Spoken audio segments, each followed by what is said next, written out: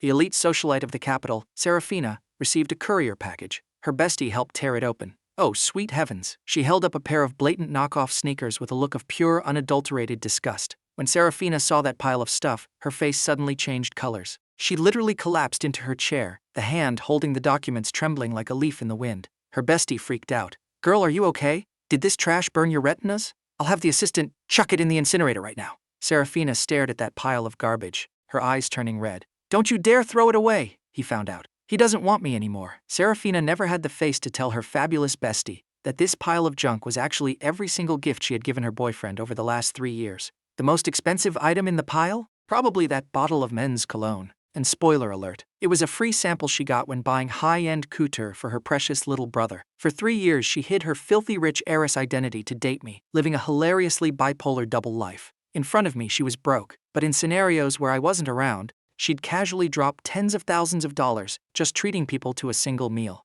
She watched with her own eyes as I worked 2 jobs simultaneously just to help pay off her debts, eating $1 instant noodles and hauling 50-pound boxes. It wasn't that she never thought about telling me the truth, letting me step right into a life of luxury and endless buffets. But every time the words reached her lips, she chickened out. What if my love for her changed its flavor? What if I became like those other gold-digging guys and clung to her like a leech? So she dragged it out again and again, until today, when I stood in the mall and watched that boy pick out clothes of different styles, piece by piece. Serafina actually had the patience to pick them out with him. I never knew Serafina had the patience to stroll through a mall. Before this, she never bought anything in any mall. She would only ever look from the doorway. I knew this mall was insanely expensive, but occasionally, I wanted to go in and just look around too. Not to buy, just to look. But I was always too timid, afraid others would see through my empty pockets. Later, when Serafina's job stabilized and she had a decent income, I suggested going in to take a look a few times. But every single time the words left my mouth, she would abruptly change the subject. As time passed, I simply knew she didn't want to go. Today, a friend of mine asked me to swing by this mall to pick up a watch he had sent in for maintenance. I had just picked up the watch and turned my head, only to run right into Serafina and that boy. Her delicate white fingers were earnestly picking through the clothes. Then Serafina meticulously unfolded a garment and gently helped him put it on. She was just standing there, smiling so brightly. The young guy next to me looked at his own girlfriend and vented his dissatisfaction. Look at other people's girlfriends. Then look at you. I ask you to accompany me shopping and you just complain you're tired. Hearing those words, I was completely numb. I wanted to grab that boy and scream that the person next to him was my girlfriend, but I could only stare stiffly at Serafina in the distance, desperately trying to find a trace of a misunderstanding in her expression. Instead, I only saw that boy try on the clothes for a second before giving up, grabbing the arm of the person next to him, pouting his lips, looking very frustrated. Then, Serafina waved her arm, swiped the card. Just like a spoiled little prince, he got an entire wall of clothes. Literally, an entire wall. The salesgirl next to me gasped softly. An entire wall? That's nearly $100,000. 100,000. How nice. We had been together for 3 years, and the most expensive thing she ever bought me was maybe $15. Recently, the place where I work part-time paid my wages a few days late. My meal card was completely empty. It took 2 whole days of starvation before she noticed, and I had to beg her to top it up with $15. Yet here she was, so effortlessly swiping 100 grand for someone else, buying what she always called flashy but useless things. My eyes physically hurt from watching. I didn't want to look at that knight and princess duo anymore, so I turned around, left the mall, and walked 2 bus stops away to the cheap farmer's market to buy groceries. At 7:30 p.m., the sound of a key turning in the lock echoed from the door. Serafina opened the door, turned on the lights, changed into her slippers, and took 2 steps before she saw me lying flat on the sofa. Why didn't you make a sound? I tucked away all my chaotic thoughts and forced a smile. Why are you so late? I've been waiting for you for ages. Serafina's hand, which was taking off her coat, paused. She then casually explained as if nothing happened. My flight was delayed. Her flight being delayed was a regular occurrence.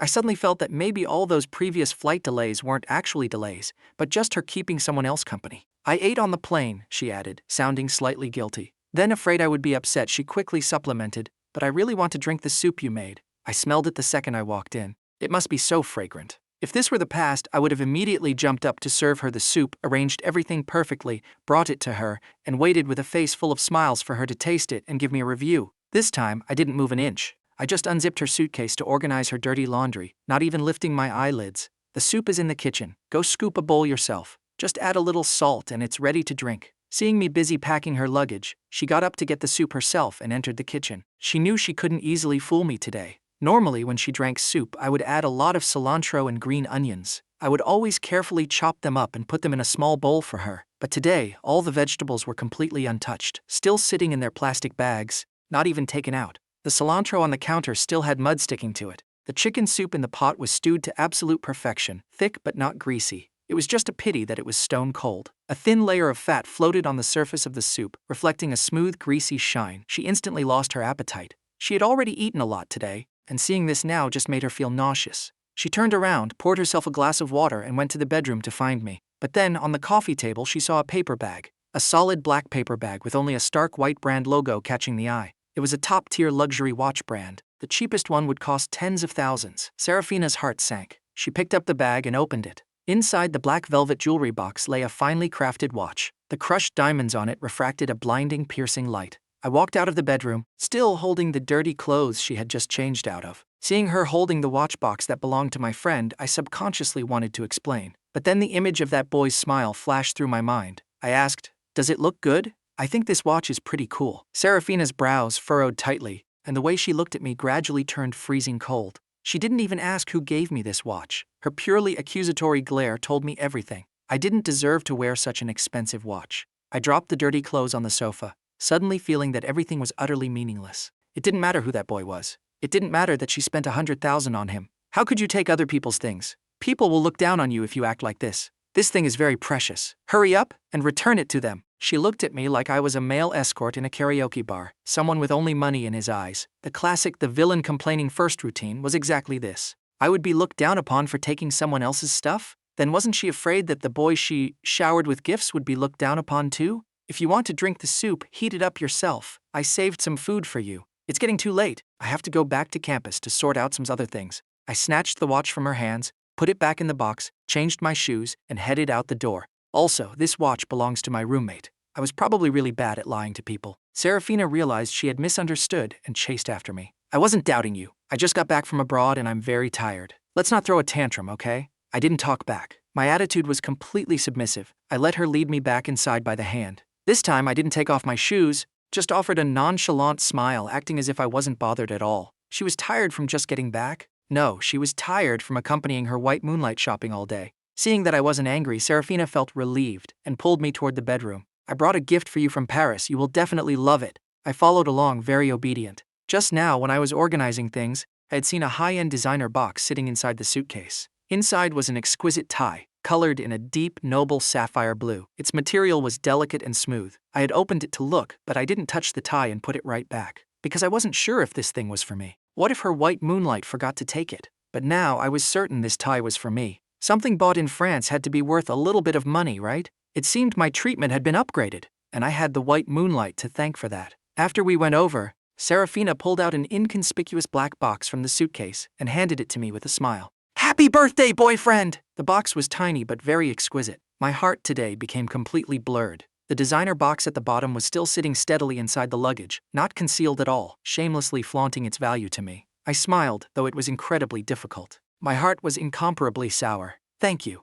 Inside this box was probably a bottle. I guessed it was some sort of perfume. And the brand was exactly the same one from the mall where I bumped into Serafina this afternoon. Should I thank her for remembering me while she was keeping someone else company? Or should I be sad that I didn't even get a tie? Serafina saw that I wasn't exactly jumping for joy. I specifically waited in line for this men's cologne. French perfumes are very famous. You try it first, and if you like it, I'll bring back a different scent for you next time. I don't wear cologne. I can't stand the smell. She knew this perfectly well. Yet now, she deliberately gave me a bottle, and it was the free gift the salesgirl handed out. Putting away that bottle of men's cologne, I didn't want to entangle with Serafina anymore and insisted on going back to the university dorm. I had no intention of staying the night. Serafina wanted to walk me out, but I used her exhausting business trip as an excuse to make her rest, saying she still had work tomorrow. Luckily, I caught the very last bus. By the time I got back to the dorm, it was already past 10 p.m. We lived in a 4-person dorm, and my roommates were still awake. Seeing me return, Gideon gave a meaningful, cheeky laugh.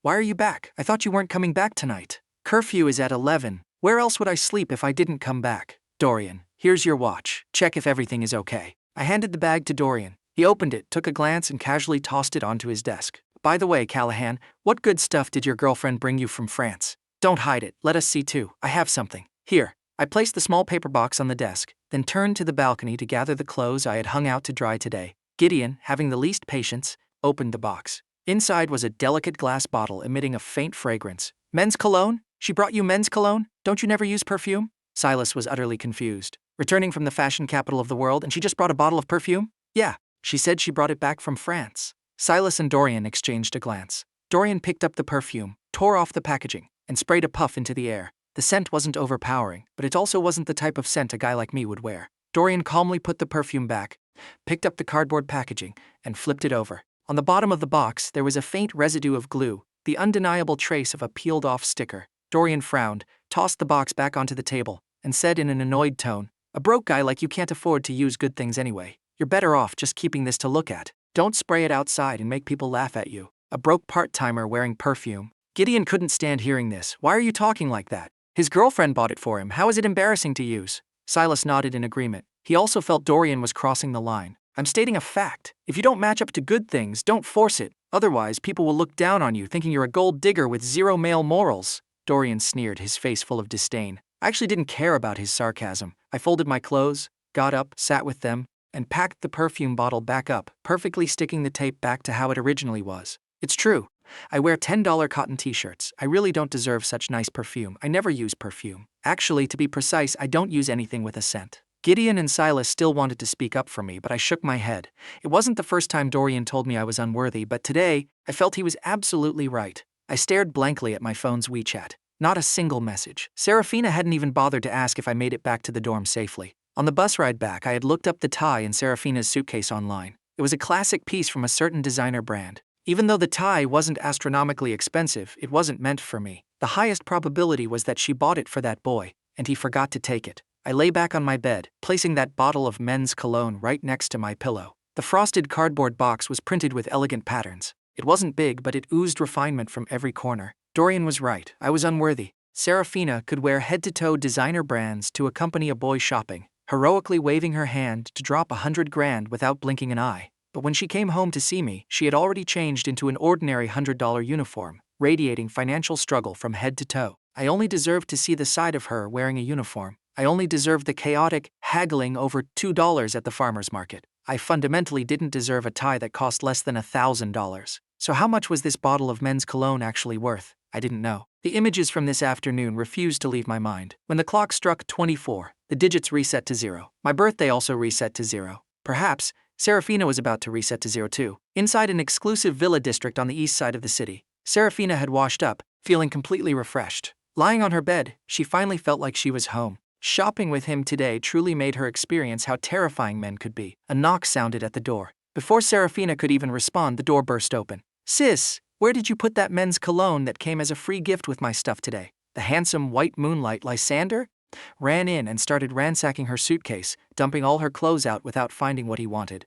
"Lysander, you're 18. Don't you know you need the owner's permission before entering a room?" Serafina was displeased, but since it was her own brother, she couldn't speak too harshly, and only gently reminded him. Lysander didn't let the words enter his ears at all, brushing her off with, got it. Once you get a brother-in-law, I'll never enter your bedroom again." He searched around but couldn't find it. He only saw the black box containing the tie. Lysander asked, "Sis, where's my perfume?" He clearly remembered putting it in her suitcase. Why was it gone? Serafina watched him mess around with cold eyes, completely unfazed that her luggage was being turned upside down. "I gave it away. Today was just bad luck." The moment she got off the plane, her brother caught her having a boyfriend and dragged her straight to the mall to slaughter her wallet all afternoon. When she went back to my place, she didn't even get a sip of hot soup. Thinking about it made Serafina depressed. I don't even know what kind of temper he's throwing. From the moment I got back until now, he hasn't cracked a single smile, and he stubbornly insisted on going back to campus tonight. It's past midnight and he hasn't even called to say he's safe. Was it because he misunderstood the watch? But she had already apologized.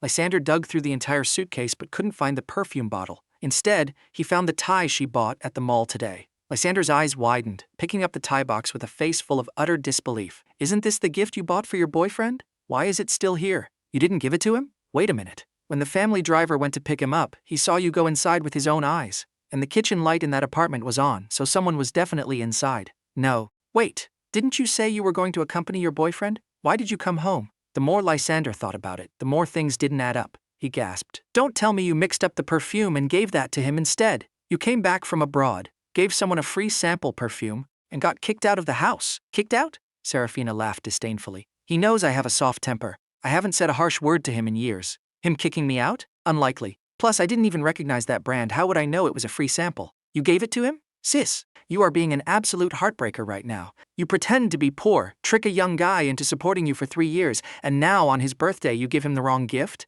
If it were me, I would have told you to get lost a long time ago.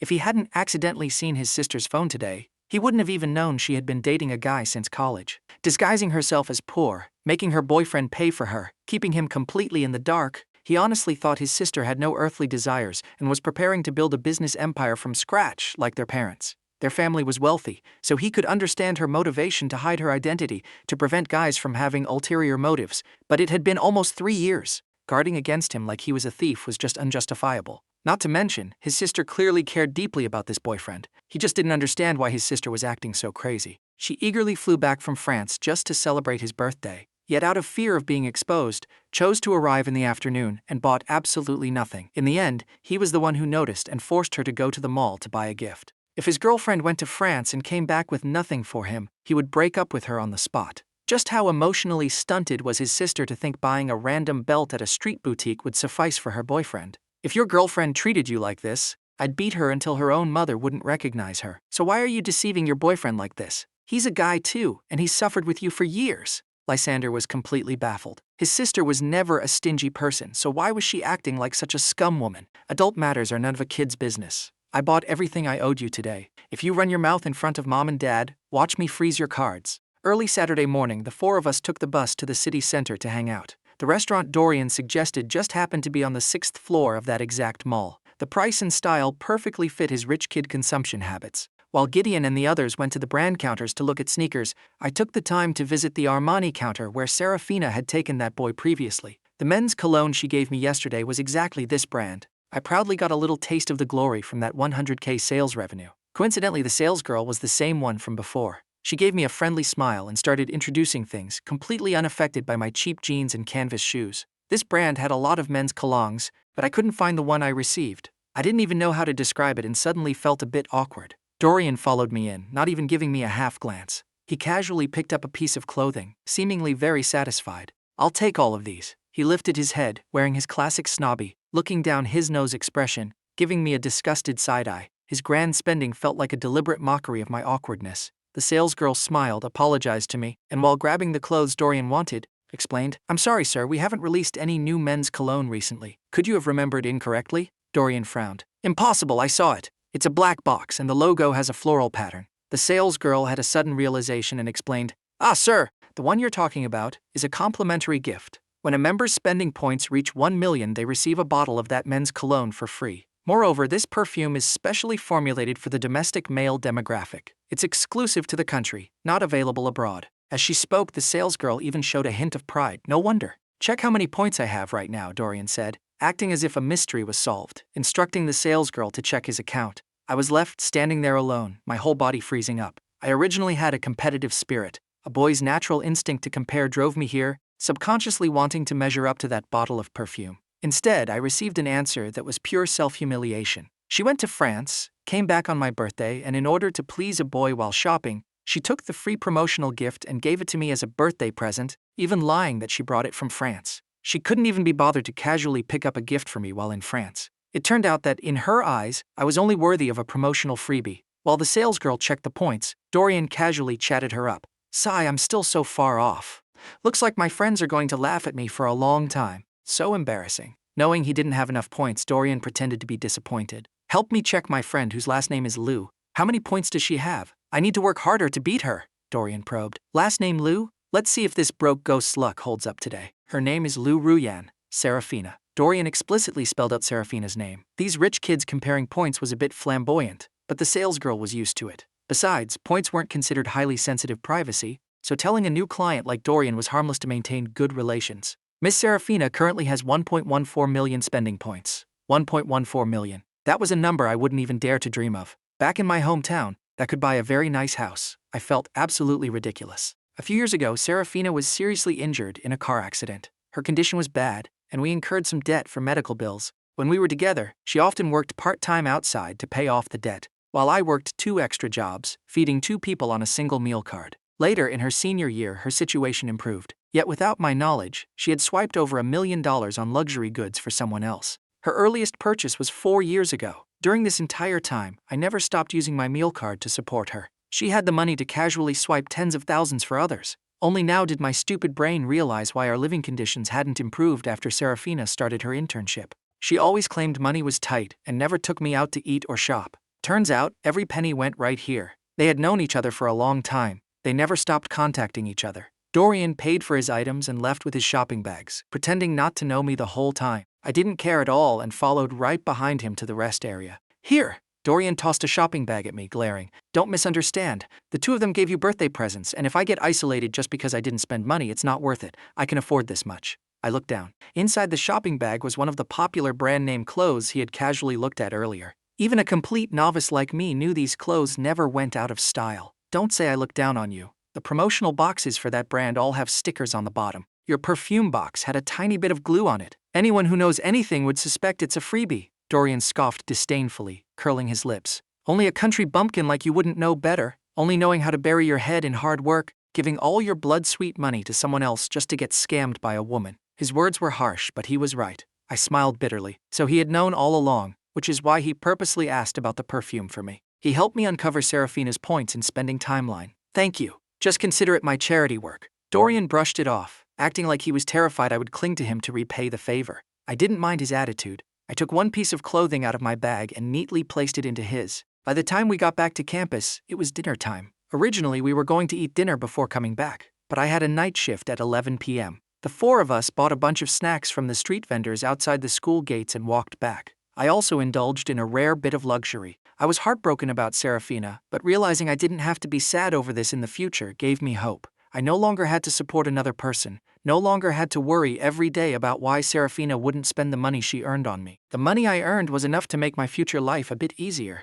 Let Serafina and her white moonlight stay in the past. Agonizing over gains and losses wasn't my personality. I was satisfied just having a full meal. The West Gate was the closest to the night market, bustling with people every evening, mostly couples. Serafina was standing right outside the West Gate, watching the four of us boys walk toward her. Her boyfriend was among them, chatting animatedly about an interesting topic, his eyebrows dancing with excitement. Callahan, Serafina called out. Dorian was the first to spot her. He nudged me with his shoulder, gesturing with his chin toward her. He handed my shopping bag back to me. Carry it yourself. Throughout the entire encounter, the other three boys completely ignored Serafina, acting as if they didn't know her at all. Serafina did exactly the same. Many times before, I had invited Serafina to eat with us, but she always made excuses saying she was busy. They weren't desperate for a meal from her anyway, so pretending not to know her now was for the best. Even with looks that could topple cities, how could she do something so dog-like? We weren't even trying to extort a rich person. How much does a meal at a street stall cost? There are so many cheap restaurants at the East Gate, and they always took care of us. Spending $20 to treat us to a meal to get to know each other, is that really too expensive? As the three walked away, they brought up the fact that despite me dating her, Serafina had never once treated them to a meal. Dorian mocked. Who knows? Maybe she's never actually been broke and only frequents high-end restaurants. Maybe she just purely looks down on us. If she looks down on us, why is she dating a college guy? Why doesn't she find some rich heir? At least their terrible personalities would match. I think he's just an idiot. He can accept such a half-assed gift from a girl. Any other guy would have thrown a fit and broken up by now. Dorian couldn't even bother answering. Don't say he isn't stupid. Treating a free sample as a gift and he actually accepts it without making a scene? Today, hit hard by that bottle of perfume, I had acted on impulse and bought myself several pieces of clothing. Right now, the bags in my hand were the spoils of my afternoon shopping spree. I walked towards Serafina without an ounce of guilt. Whether she called me wasteful or bad at managing money, I now had enough confidence to face her. Serafina had shed her professional attire and was wearing a black hoodie. Her black hair was smooth and obedient, looking exactly like a student who hadn't yet graduated. Seeing me approach, her eyes crinkled with a clear, gentle smile. She tenderly took the shopping bags from my hands, completely unbothered that I had spent money. Why didn't you answer my calls? You had me worried for so long. I was out hanging with my roommates. I haven't looked at my phone. You're not allowed to do that next time. Check your phone every now and then, otherwise I'll worry about you. Serafina shook her head, gesturing that it was fine, carrying the bags with one hand and taking my hand with the other as we walked away. You hung out with your roommates today, so tomorrow you're all mine. Since I got back from my business trip, we haven't had a proper meal together. I'm spending all day with you tomorrow. The words business trip coming from her mouth made me stop in my tracks. I have a night shift tonight. I can't go over. Serafina frowned upon hearing this, sounding slightly reproachful. Why are you working part-time again? I have an income now. Didn't we agree I would support you? After getting promoted, Serafina felt bad about how hard I worked and worried I'd neglect my studies, so she forbade me from working outside of class. For the past half year, I truly focused on my studies and spent my free time at the studio painting, improving my major. But her so-called support was exactly just that, bare survival. The money I used to buy clothes today was entirely from my own previous part-time savings. I replied, the night shift isn't too long. 4 hours for $30. That's a solid $900 a month. I think the pay is pretty good. In my mind, I was calculating the massive gap between $900 and $100,000. Even if you get $900, is the living expense I give you not enough? I'll give you a bit more. Serafina sensed the issue and asked me. I refused. No, it's enough to live on. Among college couples, it was rare for the girlfriend to provide living expenses. It was already a big deal that she thought to give me any, but the money she gave was strictly enough for basic meals and buying groceries to cook for her. There wasn't a single extra dime for me to buy anything for myself, and since I was used to not speaking up about being poor, Serafina simply assumed the money she gave was enough. Yes, it was enough for a broke male college student, but it wasn't enough for an art student. Paints, canvases, everything cost money. So, after being supported for a while, my savings were almost completely wiped out, and after the baptism of that 100K shopping spree over the last 2 days, I was determined to go back to working part-time. Today, I had called the 24-hour convenience store where I used to work. They just happened to need a night cashier, so I agreed to go. Tonight was my first night back. It's dangerous for boys to work night shifts. Be good, we're not going. Serafina tried to coax me. She truly felt bad about my part-time work. In the past, to support her and pay off her debt, I worked 2 jobs a day and exhausted myself to the bone. I shook my head. My classes are all finished. Since I'm free, I might as well find something to do. Plus, I already promised them today. I can't just back out. The university's unified recruitment season is in mid-June. I need to save up some money so I can present myself decently at the interviews. I used to rely on you, but looking at things now, it's much safer to rely on myself. Serafina asked, is it because of your roommates buying things at the mall today? Do you want those things too? Thanks to her fabulous little brother, she knew the things boys used like the back of her hand. Just now, with a single glance, she could distinguish the gap between me and my roommates. Not to mention, the look in one of their eyes made her feel like I was despised to the core. The bags my 3 roommates held earlier were in a completely different league than the ones I was holding now. If this were the past, I would immediately snap back. I don't care about that stuff, and I truly didn't care. I didn't have that kind of fate, so I didn't covet things I couldn't get. But this time, I didn't argue. My hand tightly gripped the birthday present I had received at noon. I casually pulled the piece of clothing out, then tossed the branded paper bag into a nearby trash can. I didn't answer her directly, but instead asked her. I went to the mall today, and the salesgirl said every guy owns this style of jacket. Do you think it looks good? I unfolded the jacket, not trying it on for her. I directly told her, there are a lot of clothes I like over there. I want to work another job so I can afford to buy at least a few more pieces. Serafina always got a headache looking at men's clothes. It reminded her of spending all of yesterday watching her brother try on outfits. I don't understand you boys' stuff. Just put it away for now. I'll keep you company on your shift tonight, but tomorrow, you must clearly tell them you're not going back. I didn't answer. My heart tasted bitter. There really was a difference. For her white moonlight, she patiently watched him try on clothes. For me, it was, I don't understand. Buy it and get reimbursed? I wanted to ask, if I bought $100,000 worth of stuff, would I get reimbursed? I didn't ask. It would just humiliate my own dignity. Serafina actually treated me very well. She could do everything a girlfriend was supposed to do. I was directed to rest on a chair nearby. After Serafina sent off a customer, she turned around, saw me zoning out, and assumed I was stuck on my books. She squatted in front of me. What's wrong? What don't you understand? Tell me. Her grades were excellent. Sometimes when I couldn't wrap my head around Marxist theory, Serafina would help me untangle the concepts. I slowly snapped back to reality, looking at her vivid, real face. The question in my mouth almost burst out, but I panicked and lowered my head, terrified she would see my guilty conscience. Will we ever break up? I wanted to ask who that boy was, but what came out was this. Deep down, my selfish heart still held on to a final sliver of hope for her. What if that boy was just her brother? You idiot! Serafina flicked my nose, laughing at my wild thoughts. She held my chin, leaned in, and lightly bit my lip. Don't ever say things like that again. We are never breaking up. Never. I wanted to ask. Then what about that boy? Perhaps it truly was just a brother. I got off work at 6 a.m. We bought some breakfast on the way back to the rented apartment. I wasn't hungry, just incredibly sleepy. I crashed onto the bed and fell asleep instantly. Serafina still had some business to handle, and by the time she finished, it was already 10 a.m. She returned to the bedroom. My eyes were shut tight. I was sleeping very deeply. I had something on my mind, and she knew it had to do with going shopping yesterday. But she didn't want to take off her disguise just yet, so she let me suffer in poverty a little longer. After all, I had been poor since birth anyway. I was woken up by Serafina. It was 1 p.m. Serafina was hungry. She hated eating out. Usually, as long as I was in this apartment, I cooked the meals personally. But today, I pulled out my phone to order delivery. I'm exhausted. I still have to go tonight. Let's just get takeout. Serafina was unhappy. You're still going? Didn't we agree you wouldn't go today? We never agreed. I never said yes, I countered. Well, I'm discussing it with you now. It's too dangerous there at night. I'm not comfortable with you going alone. It's fine.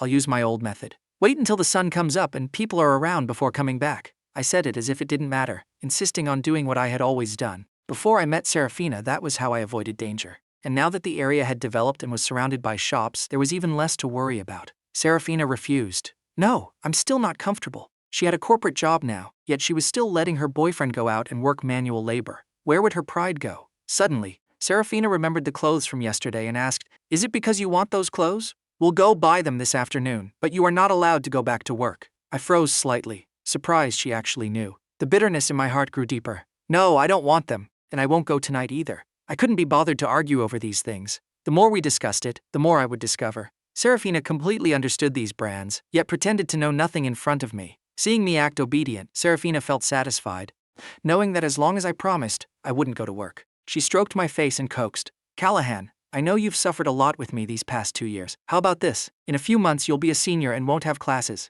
Move in and live with me. I'll take care of you from now on, and I'll slowly make it up to you, okay? I stayed quiet. Move in together? Next Friday I'll come pick you up. On Saturdays, we'll go look at a car together. From then on, whenever I'm free, I'll go sketching with you. She hadn't planned on telling me these plans originally, but I was acting so out of character today. She panicked and blurted everything out to stabilize me first. Buy a car? I was bewildered. Then I immediately felt I was being delusional. She could give one to me, but she could just as easily give one to someone else. What was there to be happy about? At the end of the day, it was a decision she made, and it had nothing to do with me. Who knows? Maybe buying the car was a decision she made with that other person. After lunch, I called the convenience store boss to apologize. The boss didn't say much and simply agreed. I went back to the bedroom to continue sleeping. When I woke up again, it was 8 p.m. There were no signs of anyone having slept next to me. We often shared a bed, but our intimacy always stopped at hugs and kisses. We basically never crossed the line. There were a few times when Serafina, after graduating, got drunk at corporate dinners and came back seeking release,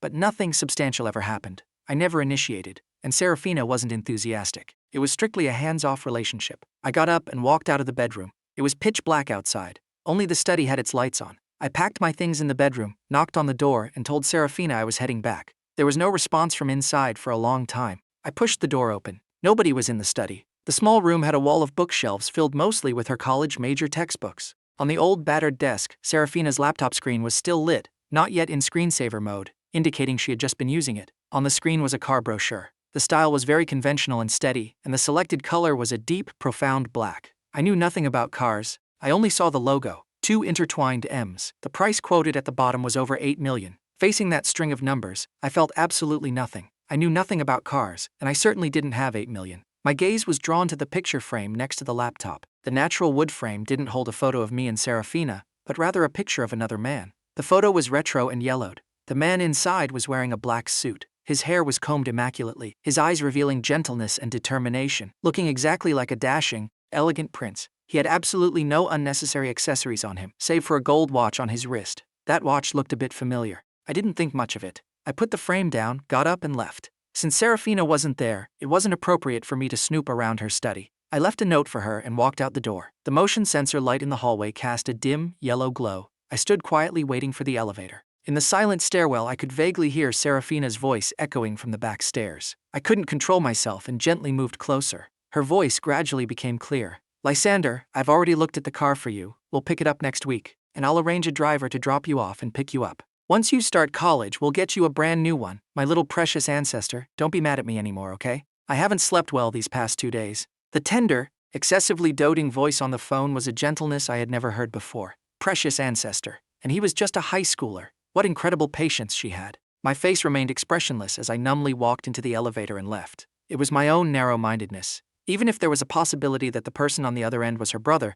I still couldn't compare to him. But, if he was just her brother, why all the secrecy? I feared this brother might not even be related by blood. An $8 million car? I wasn't meant to sit in it. Having successfully coaxed Lysander, Serafina let out a sigh of relief. Ever since Lysander found out she was mistreating her boyfriend, he hadn't given her a single good look. Later, God knows where, he read some melodramatic romance novel about a tragic, abusive relationship, inserted her into the villain role, and despised her even more. He literally pointed at her, calling her a scum woman with every breath. Boys with too many thoughts were truly a hassle. Callahan was much better. He had his own mind and ambitions, and never troubled her with things like this. Returning to the apartment, she found the note I had left on the table. I had classes tomorrow and had to return to campus today. Serafina nodded and tossed the note into the trash. A boyfriend should be this sensible and obedient. She didn't have to coddle him constantly, and she didn't have to act as his personal chauffeur. It gave her much more time to handle business. Serafina went to the study to pack her things. She picked up her phone, called me, but I didn't answer, so she sent me a voice message on WeChat. She asked why I didn't wait for her to come back, then reminded me to be safe on the way. She changed her clothes. When she stepped out, she was no longer that miserable corporate slave, but the famed general manager of the Sterling Group in the city, the sole heiress, the eldest young lady. After I arrived at the university, I messaged Serafina to report in. On the other side, Serafina had already arrived at a private club. After we exchanged goodnights from the parking lot, she turned off her cheap old phone, picked up the newest model from her car, and walked into the club. It was just past midnight. Serafina was driven back by her chauffeur to a luxury flat near her company. The small wall sconces emitted a faint yellow glow. She had a business dinner today and drank until she was a bit dizzy, slowly wandering upstairs. This wasn't that rented, run-down apartment. This complex was called Yiyun Academy, featuring high-end modern designs. When it was built, she kept a few units for herself, including several luxury cars in the underground garage, which she used regularly. She usually wouldn't go to the old apartment on weekends unless I specifically asked her to. The rest of the time she lived here. Upon reaching the bedroom, she had no energy to wash up. She lay on the bed, eyes closed, resting. For some reason, she suddenly craved a sip of soup. The auntie she hired couldn't replicate the taste. Even with the exact same ingredients and cooking process, the auntie's version always lacked a certain flavor. In her hazy state, the image of me holding those shopping bags reappeared before her eyes. Serafina's sleepiness instantly vanished. She got up, went to the bathroom to wash herself clean. When she came out, she remembered I wasn't there, so there was no one to fetch her pajamas. She walked to the walk-in closet to grab some clothes. This flat was massive. Back when we first got together and lived on campus, she hadn't bothered managing it. The closet was enormous. Her wardrobe spanned from ordinary daily wear to custom-made limited edition business attire, a massive leap in value. The variety was equally comprehensive. In the past, she would finish work, come here, change into ordinary clothes, and then go see me. She placed the limited edition watch from her wrist into a glass display case. In the box next to it lay the matching men's version of the watch. Unlike the low-profile, understated elegance of the women's version, the men's version leaned heavily towards luxurious fashion. The golden hands and markers inlaid on the dial looked like twinkling stars, shining so brightly people couldn't look away. Both the design and price met the absolute highest standards of upper-circle luxury goods.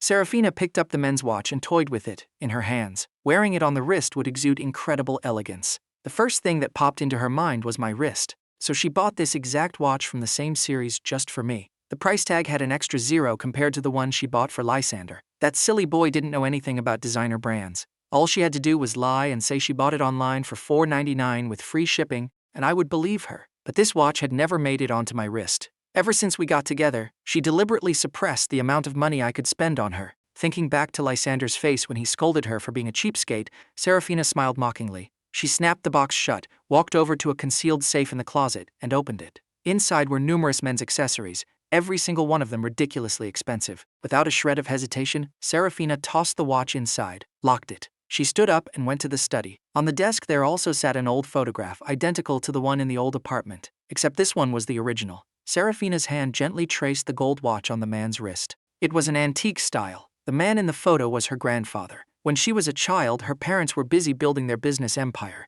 so she lived with her grandfather. In her memory, her grandfather was always wearing this watch while telling her stories about her grandmother. He said that back then they were dirt poor. To support her grandmother's family, he sold all his farmland. Later, her grandmother spent her entire life savings just to buy this gold watch to give back to him. Her grandmother passed away early, so he would often sit staring at the watch for entire afternoons, murmuring her grandmother's name. He always said he didn't care if the wealth could ever be recovered. He only cared that she had left him far too soon. That kind of love made Serafina yearn for it, and she became entirely obsessed with it. Later, her grandfather fell gravely ill. She accidentally broke his watch. Afraid he would find out, she secretly took it to get fixed. The moment it was repaired, she received terrible news about her grandfather's condition.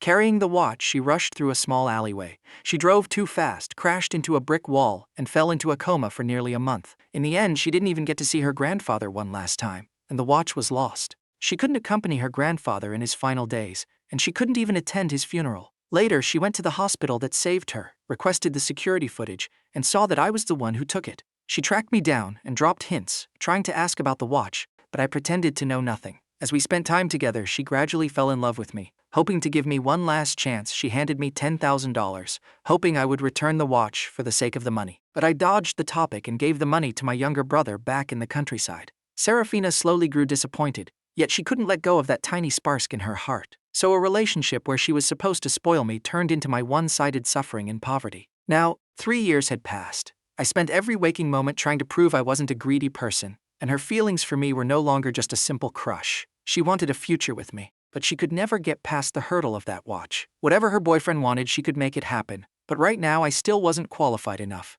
I was jolted awake by the ringing of a phone. I checked the time. It was 5 a.m. The caller ID showed a string of numbers. I recognized it as my stepbrother Finnegan's number from back home. Filled with the irritation of being woken up, I hung up. The phone rang again. I hung up again. After hanging up 3 times in a row, my sleepiness was completely gone. The phone kept buzzing. Afraid of waking up my roommates, I climbed out of bed and went to the hallway to answer it. Finnegan, are you done? I've told you we have no relationship anymore. I am not your brother. We hadn't spoken in 3 years. Contacting me so suddenly meant something was definitely wrong. Hello, this is X City Central Hospital. Your brother was beaten by a group of thugs last night. A kind passerby found him lying on the side of the road this morning and brought him to the hospital. His condition is very complicated right now. Please come over as soon as possible. A cold, middle-aged female voice reported that Finnegan's current situation was not optimistic. I couldn't harden my heart. I quickly threw on some clothes and rushed back. It was too early, so I could only take a long-distance bus, riding for 4 solid hours before arriving. When I got to the hospital, Finnegan's face was beaten so badly it was swollen beyond recognition. He was placed in a general ward, hooked up to an IV drip, and hadn't woken up yet. Are you his guardian? A nurse spotted me and reproachfully scolded. What kind of brother are you? Your brother didn't come home all night, and you didn't even look for him. You didn't even answer your phone. Clearly, the person who called earlier was this exact nurse, now venting her frustration from the morning. I apologized, making the excuse that I was busy. Busy with what? What's more important than your own brother? When he was brought in, he barely had a breath left in him. Hurry up and find the doctor to discuss his treatment. The nurse couldn't stand the sight of me, but the word busy was all too common in a hospital. After venting her anger, she ordered me to quickly go find the attending physician. The doctor was a middle-aged man holding Finnegan's x-rays. 3 broken ribs, fractured left forearm and right leg. We can't rule out internal organ damage. Go pay the fees and complete the paperwork. Then I'll arrange for a more detailed examination. After I paid the fees, Finnegan finally woke up. I calmed him down and went to buy him some food. Serafina didn't fall asleep until the early hours of the morning. When she woke up, it was already afternoon. We had agreed she would come pick me up today. She quickly got up, changed, and headed out. She planned to buy a car that matched her current status, which would make commuting easier in the future. These past few years, she had suffered enough squeezing onto the bus with me, and didn't want to squeeze onto the subway anymore. She had already picked out the car. It was only about 20 grand, not too expensive, a compact model suitable for both men and women. She was just waiting to take me tomorrow to pick the color. I had my driver's license but had never actually driven. In a couple of years, when I actually wanted to drive, she'd buy me a better one. Arriving at the main gate of the university, Serafina called me. Callahan, I'm at the school gate. Are you getting ready to come out? On the other end of the line, I was skimming the blood foam off a pot of pork bone soup. I suddenly remembered we agreed to go look at cars tomorrow. I opened my mouth, intending to tell her about Finnegan, but then my mind shifted, remembering she despised Finnegan. I could only come up with an excuse. I might have to substitute a class tomorrow, so I can't go look at the car. Serafina was displeased. You're working again? Didn't we agree you wouldn't? Well, I couldn't think of what to say in the moment, spun a lie. Silas got a tutoring gig, but he has something to do this weekend, so he asked me to cover 1 session for him. Knowing I had something to do and couldn't come, Serafina figured it didn't really matter. Worst case, she'd drag Lysander along tomorrow to pick a color, and giving me a surprise might actually be more effective. All right then, I'll head back first. We'll go look at the car when you're free. Serafina was completely used to it. I was always working part-time and rarely took up her time anyway. Lysander, a high school sophomore, had the day off tomorrow, and since I wasn't around, Serafina simply went straight home. She arrived just in time for dinner. The family of 4 sat around the table for a reunion meal. At the dining table, Mr. Sterling was ecstatic, bringing out a bottle of wine he had stored for years to have a couple of glasses. Mrs. Sterling, feeling festive, personally cooked a few dishes to go with the wine. Dad, a toast to you. Serafina stood up to pour the wine. Ever since her dad handed the French operations over to her, she hadn't had a proper chat with him. Today he was free, so she figured she'd discuss some business matters. She planned on staying at the company headquarters instead of studying abroad. You've been at the company for 2.5 years, and the senior executives are very pleased with you. This period is crucial. Don't get complacent. Temper yourself for a few more years, and once your brother goes to college and things at home are settled, we'll let you take full charge. Your mom and I will go travel. Mr. Sterling nodded, clinking glasses with Serafina. But while you're busy with work, don't neglect your personal life. Don't slack off on that end either. If you meet a boy you like, put some effort into pursuing him. Your mom and I aren't old-fashioned. As long as you like him, we'll accept him. Mrs. Sterling nodded along. A few days ago, when I was out for tea, I ran into your Uncle Lee and his son. The boy is a junior majoring in oil painting at the local university. If you don't have anyone you like right now, Mom will find an excuse in a few days for us to all have dinner and get to know each other. Serafina immediately wanted to reject this blind date setup. Mom, don't randomly set up blind dates for my sister. My sister has a boyfriend. They've been together for almost 3 years. Lysander finally realized something was wrong and quickly spoke up to stop his mom, accidentally throwing his sister right under the bus in the process. Serafina secretly glared at Lysander. That $100K she spent on him the other day was a total waste. He couldn't even keep his mouth shut for 2 days before selling her out. Lysander stuck his tongue out at her. Mom was trying to set her up on a blind date. He was helping her, all right? Hearing her daughter had a boyfriend, Mrs. Sterling's interest piqued.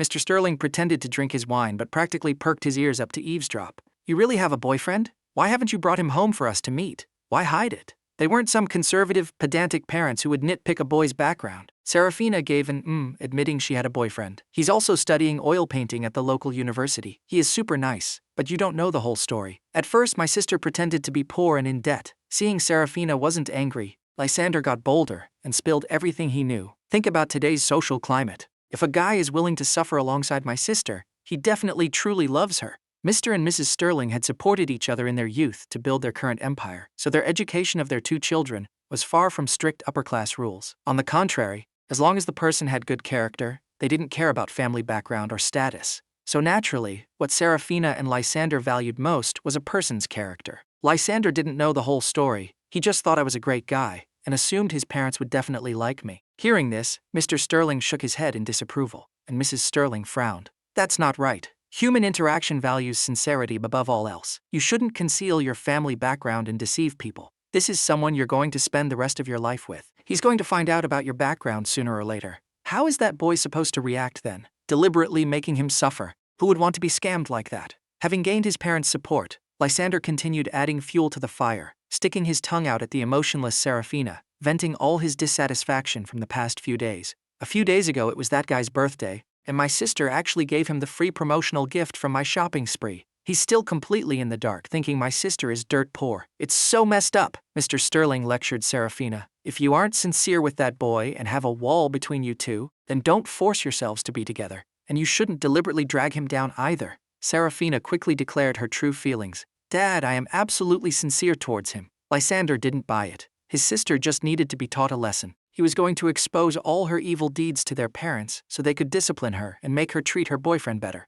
All right, don't be angry. Our daughter is sincere. Let's just find an opportunity to bring him back so Mom can meet him. That way, he can come over and play when he has time. Mrs. Sterling comforted Mr. Sterling, though she also felt her daughter was in the wrong on this issue. How could she deceive the boy? Serafina hummed in agreement. This was developing much faster than she had anticipated. She originally planned to wait until I returned the watch to her before bringing me home to meet her parents. But now that Lysander had pierced the paper window, her previous plans needed to be accelerated. Lysander, having achieved his goal, leaned against Mrs. Sterling, acting spoiled while eating fruit. He knew his sister definitely loved her boyfriend. Now, he could be considered a hero in front of his future brother-in-law. With their daughter coming home for dinner and unexpectedly revealing a boyfriend, Mr. Sterling was so happy he drank 2 extra glasses before Mrs. Sterling called him out and stopped him. Putting down the wine glass, looking at her loving parents, and imagining that she and I would live just like this in the future, Serafina's previously depressed mood gradually lifted. This wasn't so bad either. Getting scolded by her father actually put Serafina in a great mood, blowing away a lot of the invisible shadows in her heart.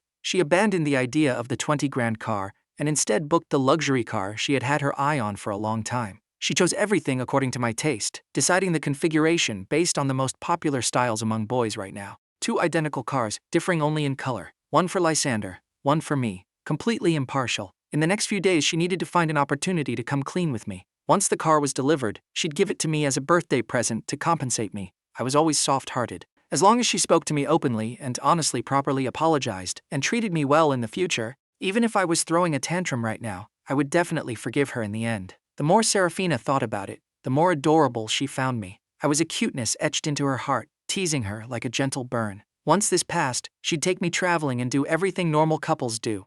She'd compensate me for all the suffering I endured over the years. When I graduated college, she would propose to me. We would get engaged first, enjoy a 2-person world for 2 years, and then pick a good time to get married. From then on, she would be responsible for making money to support me, and she would definitely cultivate me into a world-renowned artist. Having booked the car on the way back, Serafina remembered that Lysander had bought a cat head keychain a few days ago, some limited edition cat merch. Lysander had told her to give it to me, but she tossed it in a cabinet and forgot about it. Serafina thought about hanging the car keys on it in a few days. I would definitely love it. She turned the Porsche around and drove toward the old rented apartment. Serafina opened the wardrobe and started searching for the keychain. I didn't have many clothes there, just a thin stack. She found it immediately upon reaching the bottom. Serafina picked up the keychain, but her eyes caught a black velvet bag crushed beneath my clothes in the corner of the wardrobe. It was sealed with a red velvet string. Embroidered on it was a classic mandarin ducks playing in the water motif. The stitching was incredibly dense and fine. She didn't need to look closely. This was the exact bag her grandfather used to keep the watch in. The mandarin ducks were hand-embroidered by her grandmother. Serafina's hand trembled. A bad premonition flooded her heart. She picked up the bag. The feel of it already told her the bag was completely empty. Yet, refusing to give up, she opened it anyway. There was only a single piece of paper inside. Written on it was, "Receipt of sale to blank gold shop." I had sold her grandmother's token of love to her grandfather, the only keepsake her grandfather had left for her in this world. I just sold it for a mere few $1,000s. Back in my hometown, I finally learned the entire story of Finnegan's incident. The root cause was the old family house. After his parents passed away, Finnegan lived alone. Since I hadn't been home in 3 years, Finnegan's uncle often came to take care of him. Over time, the uncle learned that the house was under Finnegan's name. In the second half of last year, the uncle's son was about to start school. Incited by his wife, the uncle demanded Finnegan transfer the house to his name, but Finnegan refused. The uncle's soft pestering didn't work, and knowing Finnegan was underage and needed a guardian for the property transfer, and knowing I was out of the picture, the uncle just waited until Finnegan turned 18. Finnegan still refused, so the uncle hired some street thugs to scare Finnegan, who knew those guys wouldn't hold back, and ended up scaring Finnegan all the way into the hospital. And today, he had been waiting outside the house. I mistook him for a stalker and hit him with a hammer. Now he was also in the hospital getting stitches. When the uncle's wife and children arrived, they threw an absolute fit at me. 2 fists are no match for 4 hands. I basically had no way to fight back and ended up looking completely pathetic, with a torn and bleeding corner of my eye. The hospital staff called the police, who came and pulled us apart. Since I had injured someone, I was taken in to cooperate with the investigation. Officer Chen said, "His aunt is a shrew. Blowing this out of proportion isn't good for anyone." I nodded. This whole mess stemmed from Finnegan's mother owing his uncle 30 grand. Now both sides were injured. If the uncle and his family used this as an excuse to keep causing trouble, Finnegan wouldn't be able to take his college entrance exams properly in a month. But 30 grand isn't something you can just conjure out of thin air. I absolutely didn't have that kind of money. After Officer Chen left, I sat alone in the interrogation room quietly waiting. My mind was spinning endlessly around the 30 grand and finding a guarantor. I had absolutely no obligation to pay off this debt. Finnegan was already 18. He had the right to handle that house himself. I didn't even need to be responsible for his college entrance exams. Whether he lived in luxury or poverty in the future had nothing to do with me. I absolutely wouldn't interfere. But right now, I needed to get out. Sitting there today, I suddenly wanted to know if Serafina was someone I could rely on. The phone rang, waiting to be answered. Then the other party hung up. I called again. The other party hung up again. I dialed once more. She hung up again. Back and forth. I was trapped in a dead loop. Usually, if I called Serafina and she didn't answer, I wouldn't call a second time, hoping I wouldn't interrupt her important business. But today I was forced to dial again. The other party was clearly annoyed. "What is it?" Through the phone came loud, lively music, piercing right through along Serafina's irritated voice. I heard it, but I pretended I didn't. It wasn't just that she was annoyed. This interrogation room was too quiet, and I really didn't want to stay here. I went back to my hometown on Friday. I had thought about it for a long time and planned to confess everything that happened these past few days to her. "And then you reunited with your brother. What do you want with me now?" She clearly knew in her heart that I had returned to my hometown. At this moment, Serafina only felt disgust. I had sold the watch behind her back. I wanted to say that I was locked up here and couldn't get out without someone to vouch for me. But her undisguised loathing made me inexplicably feel like she was guarding against me asking for money. Before my eyes flashed the image of that afternoon, her keeping that prince-like boy company, heroically swiping 100 grand for him. This was probably the pride of the poor. I still hadn't asked who he really was. His behavior looked like a brother's, and she did have a brother. What was wrong with spending her first bucket of gold on her beloved younger brother? I understood that she and I had no blood relation, and I shouldn't be asking her for money, but she had said we would never break up. My final dying hope rested on that one sentence. Muster up my frail courage, I said. Serafina, I'm in a little bit of trouble. Could you lend me some money? For the sake of us eating steamed buns and instant noodles with free soup together for 2 years, lend me a little bit. I can pay you back slowly, little by little. Sure. How much do you need? She laughed on the other end, readily agreeing. But I detected the mockery hidden in her tone. Because throughout my long process of growing up, I had experienced that soul-crushing tone so many times, my heart had already quietly drawn a conclusion. That towering tree was swaying dangerously, on the verge of collapsing entirely. 15,000. I gently closed my eyes and spoke the number. Heh, Callahan, you might as well go out and beg on the streets. A resolute, absolute voice came from the other side. Then she hung up. Only the dial tone remained. Finally, even though the words were incredibly insulting, I didn't feel a shred of grievance. I should have understood this long ago. In my life over the past few years, almost none of my efforts had ever been reciprocated. I didn't even shed a single tear. I wrapped my coat tightly around myself. It was already 1 a.m. I could only wait until tomorrow to explain things clearly. I walked out by myself. Blood from my head was trickling down my face. I wiped it away with my hand. My hand was covered in bright red. Footsteps echoed outside the door. Officer Chen walked in. Callahan, you can leave now. I nodded slightly. I asked nothing, just closely followed behind Officer Chen. In the freezing lobby stood a boy, balancing on one leg. One arm was wrapped in a cast, barely using his remaining leg and arm to support himself on a crutch, waiting quietly in the cold hall. Seeing me walk out, his swollen face broke into a massive, incredibly happy smile. Bro, I came to pick you up! I looked at that completely uprooted tree, now propped back up and brought back to life. Its branches were growing rapidly, and a fruit had sprouted at the tip. That tree, which had only sprouted because of Serafina, had ultimately borne the fruit of Finnegan. Leaving the station at 1 a.m., none of the clinics were open. Fortunately, the superficial wounds weren't too severe. I got some water, used toilet paper to wipe the blood clean off my face, and supported Finnegan as we walked home. In the middle of the night, Serafina invited her childhood friend out for a drink. Beatrix sat next to her, not drinking, just scrolling through short videos on her phone to kill the boring time. He sold that watch. Serafina swallowed a mouthful of bitter liquor, too afraid to recall the feeling she had when she first saw that receipt. He had betrayed her. So he sold it, whatever. It's just a broken watch. It's not even that expensive. Is it more precious than a person? Beatrix felt she was purely making a mountain out of a molehill, looking for her own suffering. Didn't you already suspect he sold the watch a long time ago? What are you throwing a fit over now? These past few days, Serafina's mood had been weirder than her boyfriend's, fluctuating wildly, completely ignoring any advice.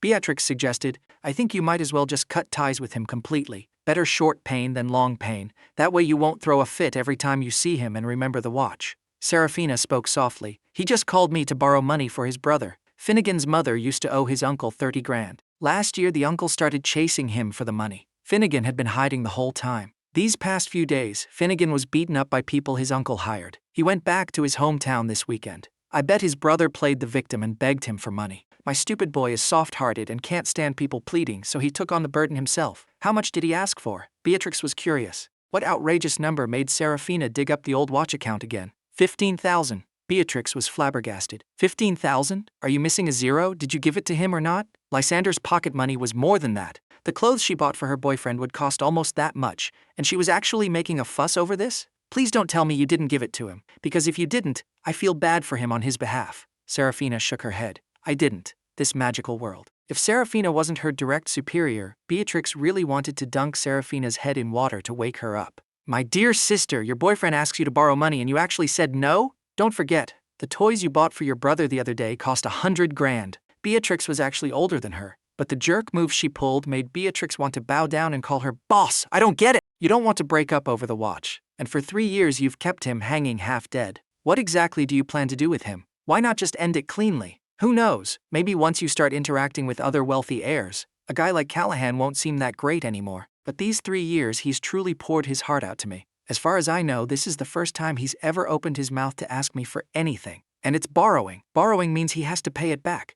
This isn't just pocket money between a couple. That boy is suffering, getting stuck with a piece of work like Serafina. My boyfriend throws a massive fit if I miss giving him a present for a holiday. You've been with him for 3 years and how much has he saved you? But look at you. The money he broke his back working for was used to feed you, support your studies so you could make something of yourself. And now, he asks to borrow money and you actually refuse? Do the math on the high cost of living in this city. The money he spent feeding you these past 2 years easily hits 15 grand. The more Beatrix spoke, the more heated she got. She felt her own brain was burning up, but she felt Serafina was even more burnt. A totally brain-dead kind of burnt. She was a girl who fought her way from a small town to the big city. Relying on her childhood friendship with Serafina, her path was much smoother than others. But that didn't mean she hadn't seen people's true colors or tasted the bitterness of the real world. A boy with Callahan's character was extremely rare. Yet the heiress beside her actually suspected he was with her just to scheme for her money. Beatrix shook her head. It truly was a difference in social class, leading to a massive deviation in mindset. I was so mad at the time, I subconsciously rejected him. I felt bad after I snapped out of it. My speculations all along were finally confirmed. I'll never get Grandpa's watch back. But what makes me sad is myself. I just can't bring myself to ruthlessly cut ties. She was actually regretting it too. If I had called one more time, she would have given me the 15 grand for the emergency. If he really needed it urgently, he would definitely call back. This time I wouldn't make it hard on him, I'd just give it to him. Serafina consoled herself. He hasn't called back, so it must mean it's not urgent. Beatrix suddenly thought of something. She grabbed Serafina's arm and asked curiously, "Have you thought about how to resolve this? You refuse to break up. Sooner or later he's going to find out you're incredibly wealthy, but you weren't even willing to lend him the equivalent of 1 bar tab. What are you going to do then? Tonight's gathering alone cost well over 15 grand. Yet she refused to lend it to him. Serafina was speechless. She didn't know. A long time ago, when she saw how I couldn't even bear to buy a new piece of clothing, because of her, she had started considering this problem. On one hand, she felt conflicted over the watch, deliberately mistreating me. On the other hand, she was terrified I would find out the truth. A dead end. Just break up, Beatrix concluded. After handling the affairs in my hometown, I returned to campus. The moment I looked up, I saw Serafina. At first, I thought she was waiting for me, but to my surprise, she was patiently waiting for Elara, the handsome campus idol. Soon after, the two of them left happily together. I walked back to the dorm in low spirits. Looking closely, my roommate Dorian was smugly showing off a brand new, flashy pair of sneakers. They were exactly the same as Elara's, just in a different colorway. This week's new Jimmy Choo release, specially customized and air-freighted from France, costs over $12,000. Dorian excitedly held up his new shoes. I couldn't help but lower my head and smile bitterly. My canvas shoes only cost $4. The next day, I headed to the rented apartment. I wanted to give Serafina a call, but the system prompted that her phone was turned off. On the coffee table, I found an abandoned bag. It was a black velvet bag. Embroidered on it was a pattern of mandarin ducks playing in the water. Picking it up and inspecting the gold shop receipt inside, memories suddenly flooded back into my mind. This was the exact item Serafina was holding during that car accident. Inside the receipt was a shining gold watch. Back then, she was unconscious and desperately needed surgery. My wallet was completely empty, and I had no way to pay the medical bills, so I sold the watch inside and paid her hospital fees. Later, Serafina transferred to another hospital, and I didn't see her again. I kept the bag, thinking I would explain everything to her when I had the chance. Unfortunately, I missed the best time to explain. After we got together, we were both overwhelmingly busy. Gradually, I tossed the matter to the back of my mind, and now she had finally noticed. I quickly pulled out my phone and sent her a WeChat message, asking to meet tomorrow. It was time I explained this bag properly. She didn't reply to me, and the next day, she didn't show up at the agreed place either. I gave up. Forget it. Perhaps she didn't care about me at all anymore. Who knows, maybe she was deliberately hiding from me, afraid I would bring up borrowing money again.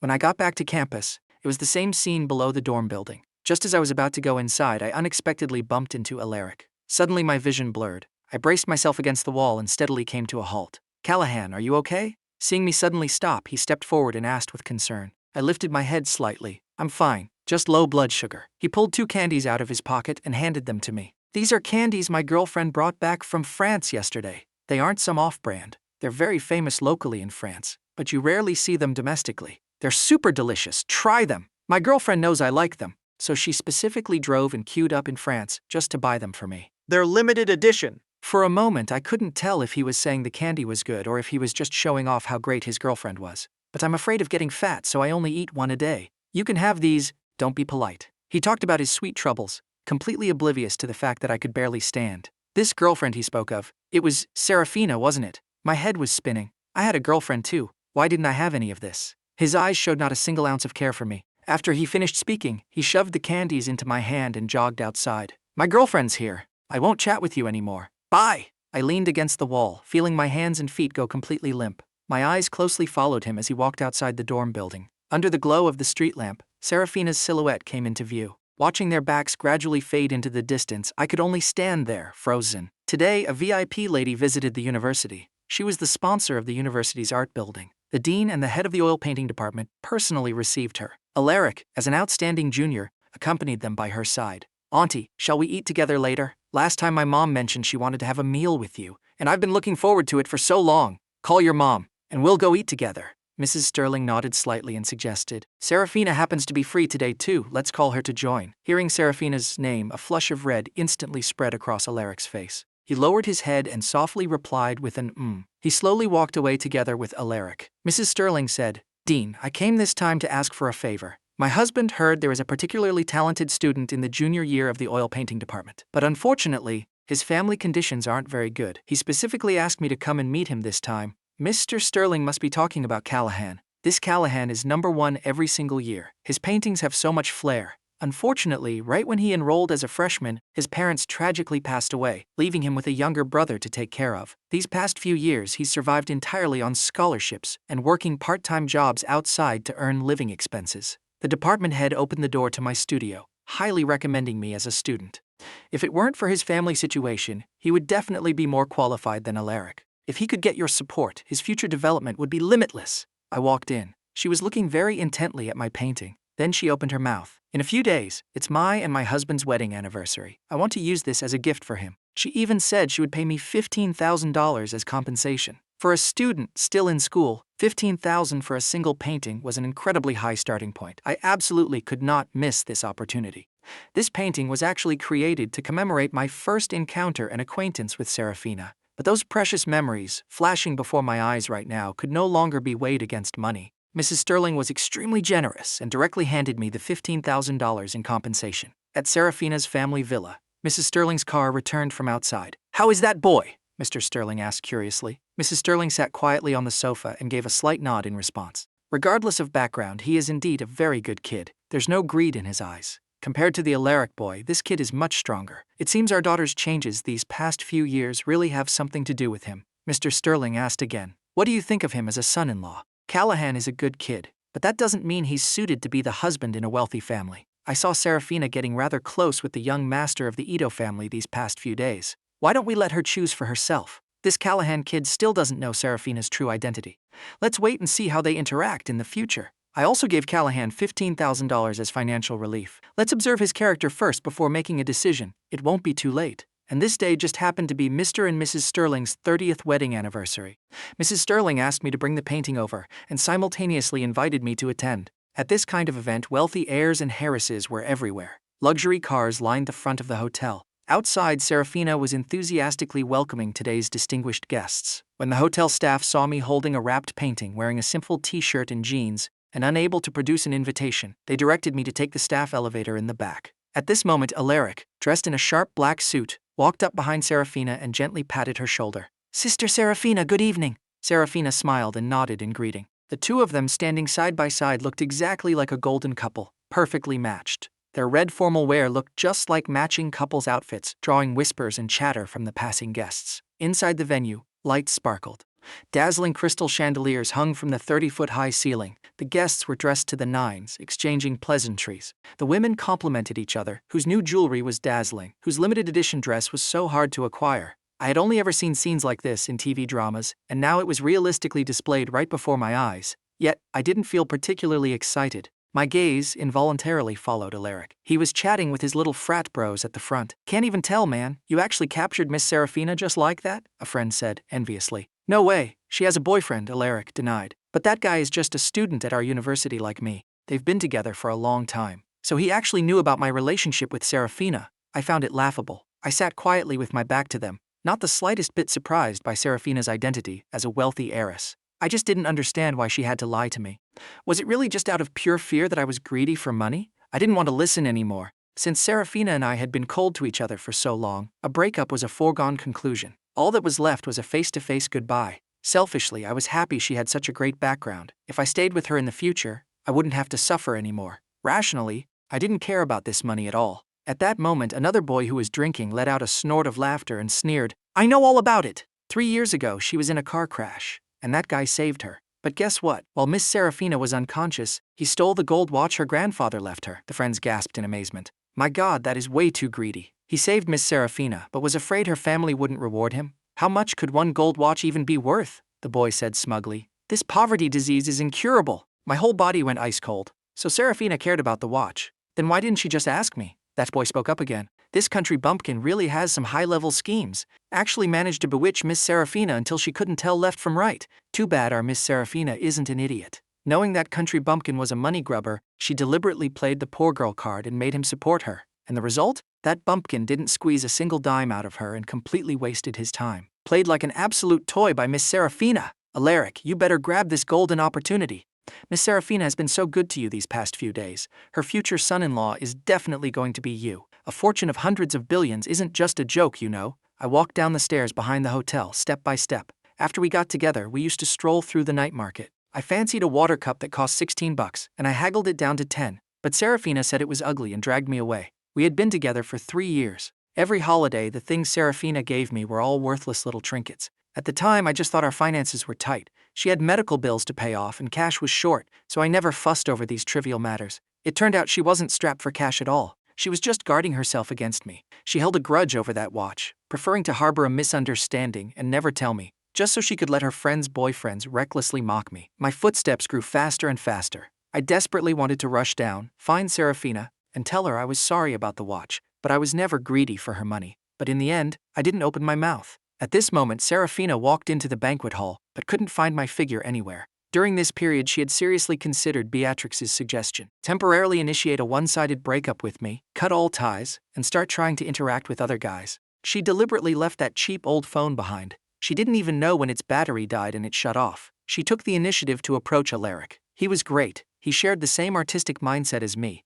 Most importantly, there was no class gap and no financial pressure between them. She didn't even have to worry about her secret being discovered. Being with him was in many ways more comfortable than being with me. Serafina didn't even feel any maladjustment, but once the novelty wore off, when Alaric sat in front of her sharing the funny story of him shopping and drinking afternoon tea with his friends today, Serafina felt incredibly out of place. She realized she'd much rather listen to me complain about how the price of cabbage at the farmer's market had gone up by 2 cents. During this time, Serafina experienced a normal relationship. She gave Alaric gifts that matched his status, ate at restaurants that matched her identity, and drove her luxury cars back and forth to pick him up and drop him off. In her free time, she accompanied him to the mall or strolled through gardens. When Alaric looked at her with adoring, worshipful eyes, Serafina realized the kind of boy she desired was not like this. They should have their own thoughts and perseverance. They shouldn't worship her, or even fall in love with her, just because of a single gift. In her eyes, Alaric gradually became as boring as an ordinary, lifeless object. Only I, the person in her mind, was a vivid, living human being. If I could recklessly squander money in a mall and casually swipe a black card, what would I look like? Would I also look at her with worship?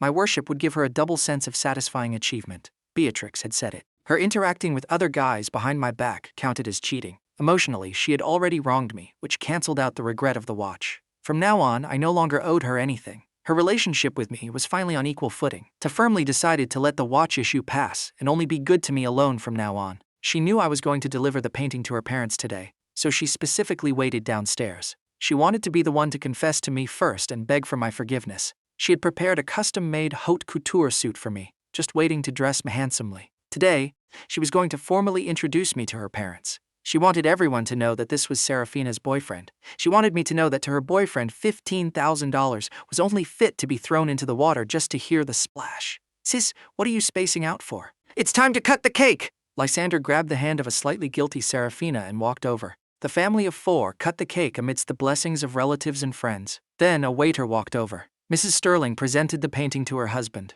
It was exactly the 4 members of their family. Serafina's heart panicked. I had been here. She had watched me paint this piece stroke by stroke until it took form. I had said it was a treasure to keep. But now I had changed the subject of the painting and sold it to her parents. I had vanished. Serafina couldn't contact me. She hurriedly grabbed her old phone, charged it, and turned it on. The result? Hundreds of missed calls and unread messages from me. Serafina started dialing back, but I didn't answer. She went to the university to look for me for several days but never saw me attend class. She didn't see me entering or leaving the dorm either. Serafina had never officially met my roommates. She had only caught a glimpse of them from afar in the past, not enough to recognize them among tens of thousands of male students. Serafina staked out my dorm building for days, asking several students before finally locating my roommates. The three guys were about to go to the cafeteria to eat together, originally in high spirits, laughing and chatting endlessly. But upon seeing her, everyone stopped in their tracks, their faces full of vigilance. "What do you want?" Gideon, being the braver one, asked aloud. They all recognized Serafina. They had seen her just a couple of days ago, waiting right here to pick up Elara, deliberately pretending not to know her. "I want to ask what Callahan has been up to lately," Serafina said. Dorian couldn't hold back a scoffing laugh and mocked. "You better not speak nonsense here. Elara's girlfriend's specially coming to care about our Callahan? If this gets out, Callahan's reputation will be ruined. How is our Callahan supposed to show his face?" The other two guys took a step back in agreement. Serafina had come to pick up Elara several times. Plus, Elara had handed out the milk candies Serafina brought back from France to many classmates. He shamelessly claimed Serafina as his girlfriend. So, the fact that the two were dating was now known by the entire college. Poor Callahan, that foolish boy. Being together for 3 years didn't bring him half the fame of Elara's half-month campaign. He was completely propagandized by Elara into becoming the ex. Even his name was no longer mentioned. Serafina couldn't help but frown and began to explain, "I have absolutely no involvement with Elara. My only boyfriend is Callahan." Your boyfriend is truly pathetic then, having a girlfriend who shows such meticulous care for someone else." Gideon gathered his courage to throw out a sarcastic jab. He had received those milk candies too. Disgusting. Everyone in the department got a share. Those who didn't know better would think they were wedding candies. The three of them didn't want any further entanglement. Walking past Serafina, they didn't forget to shoot her a massive eye roll. So what if she had good looks and a good background? A dog is ultimately still a dog. I hadn't returned for 3 whole days. It was now 4 a.m. In the heart of the city, I hauled the last box of liquor here. I arranged the tables neatly, took a rag to wipe the counters clean, and prepared to clock out. At 4 a.m., the city was still brightly lit. I jogged all the way, rushing to get near the art studio by 5:30. I had asked the university for a 1-month leave of absence. I was substitute teaching at the art studio all day. At 8 p.m., I went to a downtown bar to help with the heavy lifting in the back kitchen. Calculating it all, I could make almost $3,000 a month. I had to return Serafina's watch. I would not bear this dirty stigma. If Mrs. Sterling needed it, I would also return the $15,000 she paid for the painting. At 5:30 a.m.,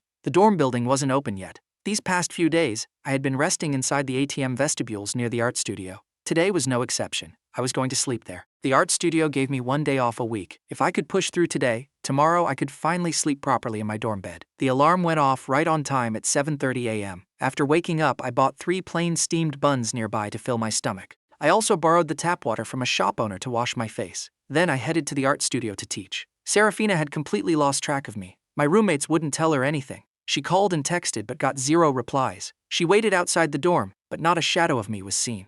She went to my department head and learned that something happened to my brother back home, so I took a month's leave to go take care of him. She asked the department head for my hometown address. Then she personally drove all the way there. It was a rather dilapidated old neighborhood. The 6-story tube-shaped apartments were built from red bricks. Even walking from a distance, one could smell the pungent odor of mildew. Serafina did a lot of mental preparation, but still couldn't take a single step closer. This was the house left behind by father's shoe, but now it had fallen into the hands of my stepbrother. She had once thought about helping me take it back, but hindered by hiding her identity, she never made a move. Serafina sat in her car, smoking a mosquito coil, staring blankly at the Shu family's window. "Finnegan, coming out to buy groceries yourself? Why don't I see your brother today?" The boy's face was bruised and swollen. 1 foot and 1 arm were in casts. Relying on a crutch, he hopped forward with great difficulty. Serafina's fingers pinched the mosquito coil tightly. "Uncle, my brother has stuff to do at school. He won't be coming over these next few days." Finnegan smiled brightly without a trace of gloom.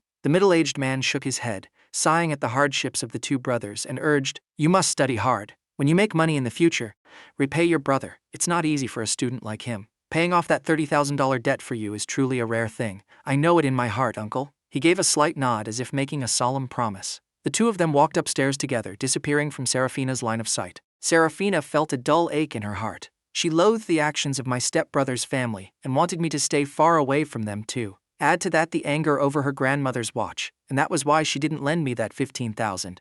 She wanted to let my stepbrother know that there was no more oil to squeeze out of me. But she forgot one thing. Since I was willing to open my mouth to borrow money, it meant I would definitely take care of my stepbrother. Right now, this foolish boy was definitely in some corner, selling his physical labor to make money. I wasn't at school. I wasn't in my hometown. Where was I? The middle-aged man who just helped Finnegan upstairs came back down to head home. Seeing this, Serafina quickly got out of her car and chased after him. The bar was incredibly packed today. I carried entire crates of liquor, running back and forth between the back kitchen warehouse and the front bar. I didn't rest all night. Up on the second floor of the bar, Serafina leaned over the glass railing, her eyes fixed unblinking on the surging crowd downstairs. Sis, how have you been lately? See any cute guys you like? I'll call them up to have a heart-to-heart with you.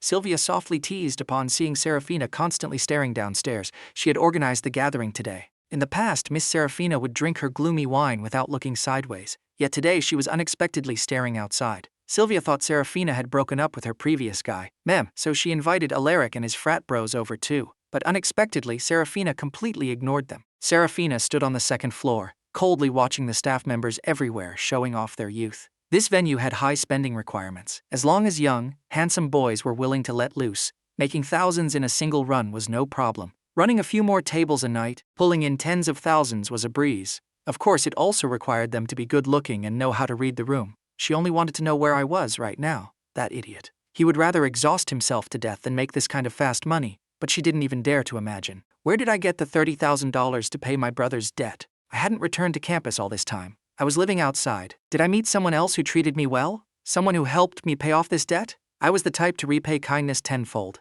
From then on, I would only be good to that person. Serafina didn't dare to think about it. She was afraid I'd take a wrong path and suffer grievances, and she was even more afraid that I had someone else's help. The drinking party on the second floor gradually grew lively, but Serafina still hadn't given Alaric a single glance. Summoning his courage, Alaric decided to take the initiative to approach Serafina. Sister Serafina, why are you unhappy? Tell me what's wrong. I'll help you think of a solution. Alaric tried to understand Serafina's thoughts to close the distance between them. Serafina shook her head, not answering him. Her eyes were chasing a figure near the bar. He was wearing the staff's black t-shirt, weaving through the crowd around the bar, working hard to carry drinks. Could it be him? Hey, Serafina, giving your boyfriend the cold shoulder like that, you're going to be punished to sleep in the guest room when you get home, someone joked. Another person quickly changed the subject and threw in a few teases. Alaric's face instantly flushed red. He lowered his head. Serafina didn't care, nor did she pay attention. Her gaze remained locked in the direction of the bar. That figure felt so much like him. She blamed the flashing lights downstairs. She just couldn't see his real build clearly. After running back and forth several times, my back was killing me from the heavy lifting.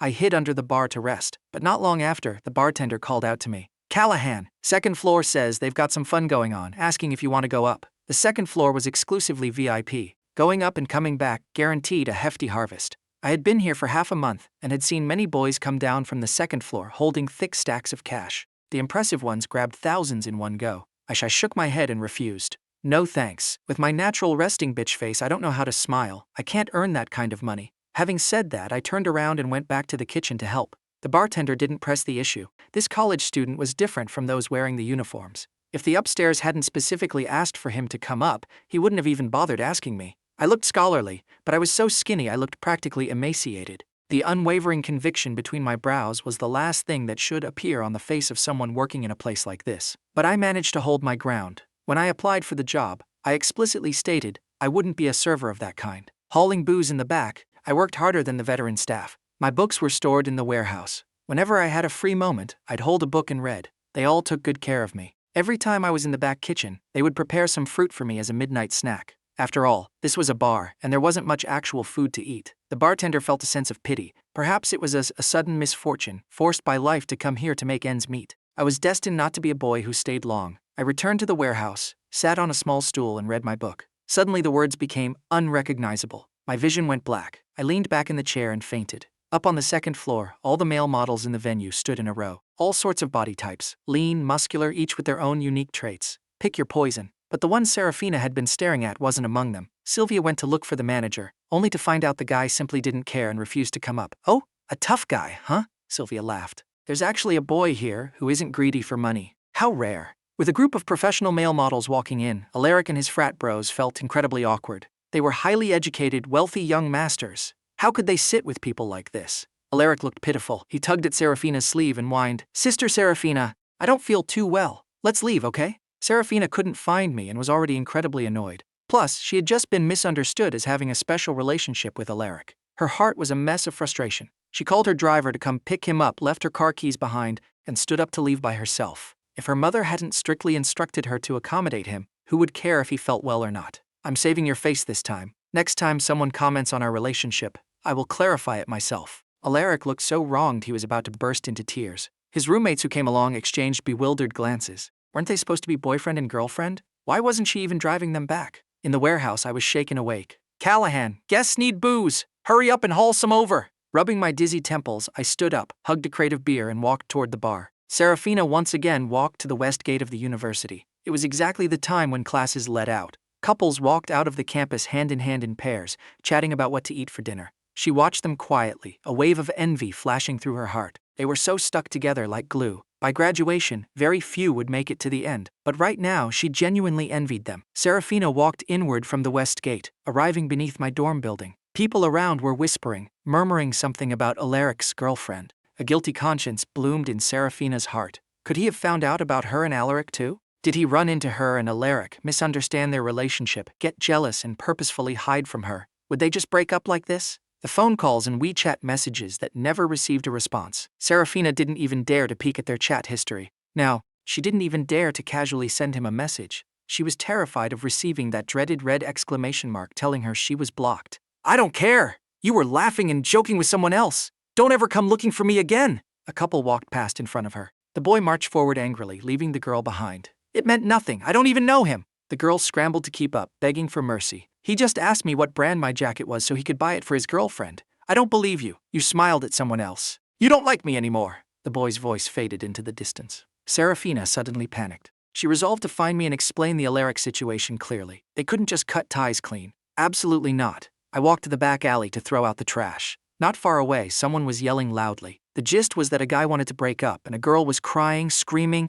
and begging him to stay, demanding to know if he had another woman. The girl relentlessly made a scene. I listened with numb indifference. Even passing by, I wouldn't give it a third glance. But today, something was off. The guy was nowhere to be found. The girl was performing a one-woman show, laughing and crying simultaneously like she was dead drunk. She stumbled, tripped herself, crawled back up, and wandered deeper into the alley like a ghost. I returned to the kitchen and noticed some strange stains on my t-shirt. I went to the bathroom to wash it off. The water that ran down was crimson red. That girl's hand had briefly brushed against me. It was a blood stain left from her body. She had blood on her hands. This could only mean one possibility. That girl had lost her will to live. She had made some foolish marks on her wrists. The bar called an ambulance and assigned me to escort the girl to the hospital. The hospital was brightly lit. In the emergency room, the girl kept kicking up a fuss, refusing to cooperate. Left with no choice, the doctor gave her an injection to quiet her down. Right now, she was lying on the hospital bed, her lifeless eyes staring up at the blinding white fluorescent light above. I squatted on the sofa next to her, marveling at how nice the lives of rich people were.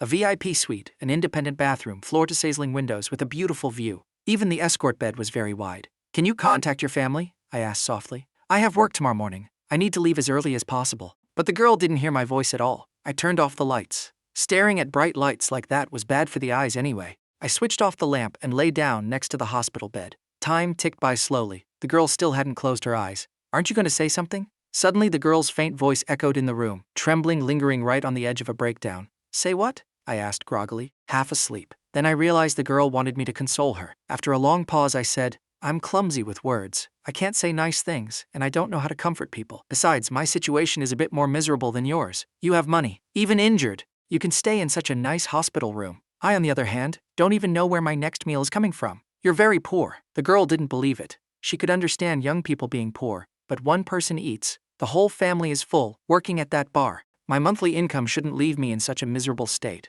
You're a young, handsome boy. Even if you found a sugar mama, you wouldn't be this poor. I didn't really want to talk, but under the cover of darkness and desperately needing an outlet, I began. From my dad's accidental death, all the way to this girl seeking death in front of me. When I was a freshman in college, my dad and stepmom passed away in an accident. The only house my dad left behind ended up with my stepmom's brother. My tuition was entirely supported by scholarships. I started working part-time to earn money very early on. Later, I met a girlfriend. Once, she got into a car accident. I happened to pass by and saved her life. The first 2 years she was in the hospital, we borrowed some money. So, we worked together to raise money to pay off the debt. At the beginning of this year, she said the debt was cleared. I thought life should slowly start getting better. And then, women inherently love hearing stories. The girl wanted to know. And then, life didn't get better. One day, I saw her at a mall swipe a card for $100,000 for a boy, while I had just haggled over the price of a chicken at the farmer's market for her. That day was my birthday. She brought back the free promotional gift that boy didn't want from his shopping spree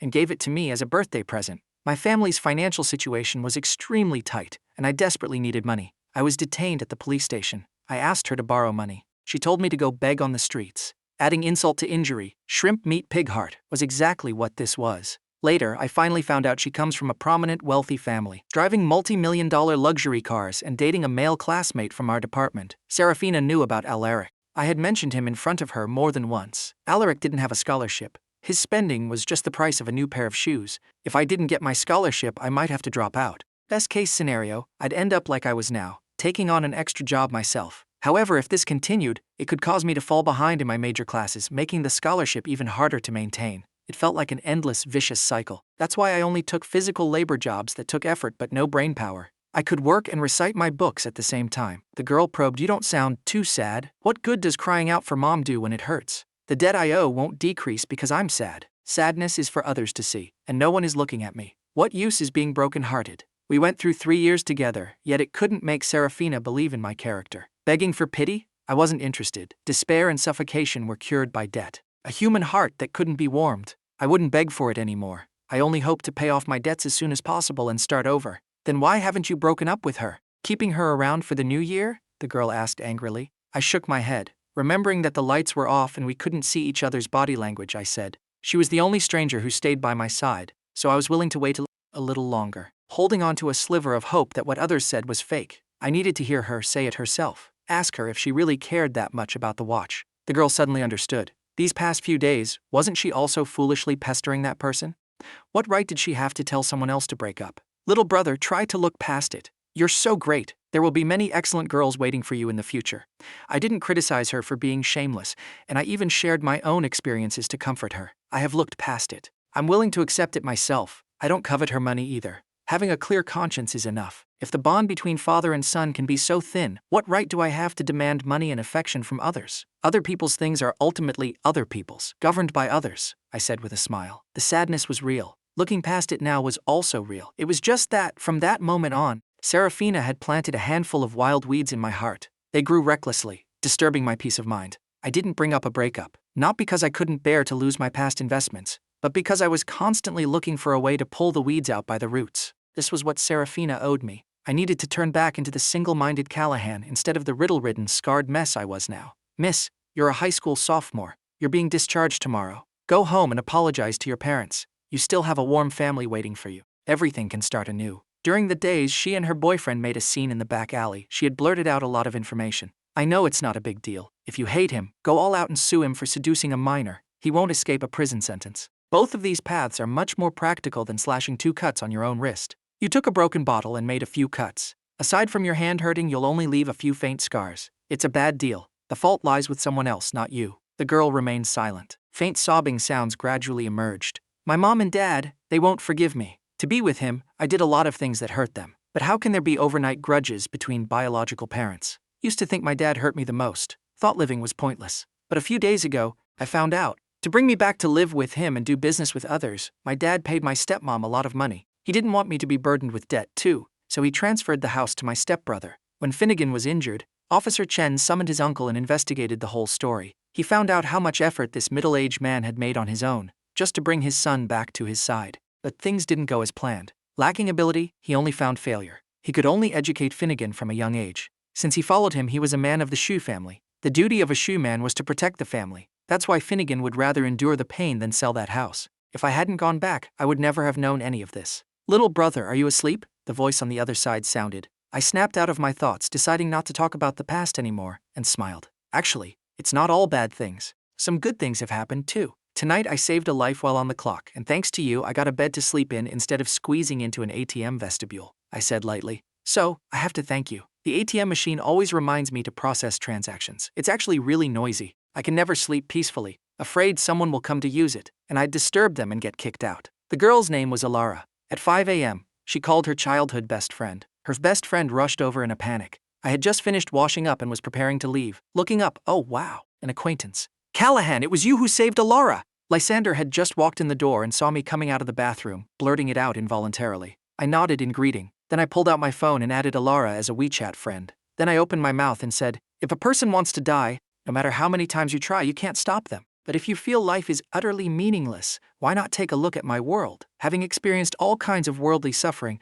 just being able to fill my stomach and keep living is my greatest happiness. I didn't greet Lysander. I stood up, preparing to leave. Just as I opened the door, I unexpectedly bumped into Seraphina. Callahan, why are you here? Seraphina never expected that her brother would wake her up before dawn, saying his best friend was sick and needed to be hospitalized, asking her to drive him. And the person she had been desperately searching for would unexpectedly appear here like this. Sis, it was Callahan who saved Elara. I can't believe Callahan and I have such a connection. Lysander was trembling with excitement. First he saved his sister, and now he saved his best friend. Callahan was truly beautiful inside and out. Absolute main character energy, Lysander excitedly informed Seraphina. Just now, Elara had briefly explained the situation to him. Yesterday she was so heartbroken she had foolish thoughts, and it just so happened Callahan was passing by and saved her. I didn't join the conversation. Giving a distant smile, I said, I have things to do. I'll take my leave. With that, I walked past Seraphina and left. They say the world is small, but it's not that small. And yet, our class differences were so distinct, but we still managed to run into each other. Seraphina didn't go inside. She followed me out, leaving the two childhood friends in the hospital room. Elara looked utterly confused, while Lysander was so excited he wanted to scream. Sitting by the bed, he eagerly sold Elara on how amazing I was. He's my sister's boyfriend. He's super nice. He saved my sister's life before, and then after getting together with my sister, he supported her for 2 years. It's just that my sister is a scum woman who deceived him.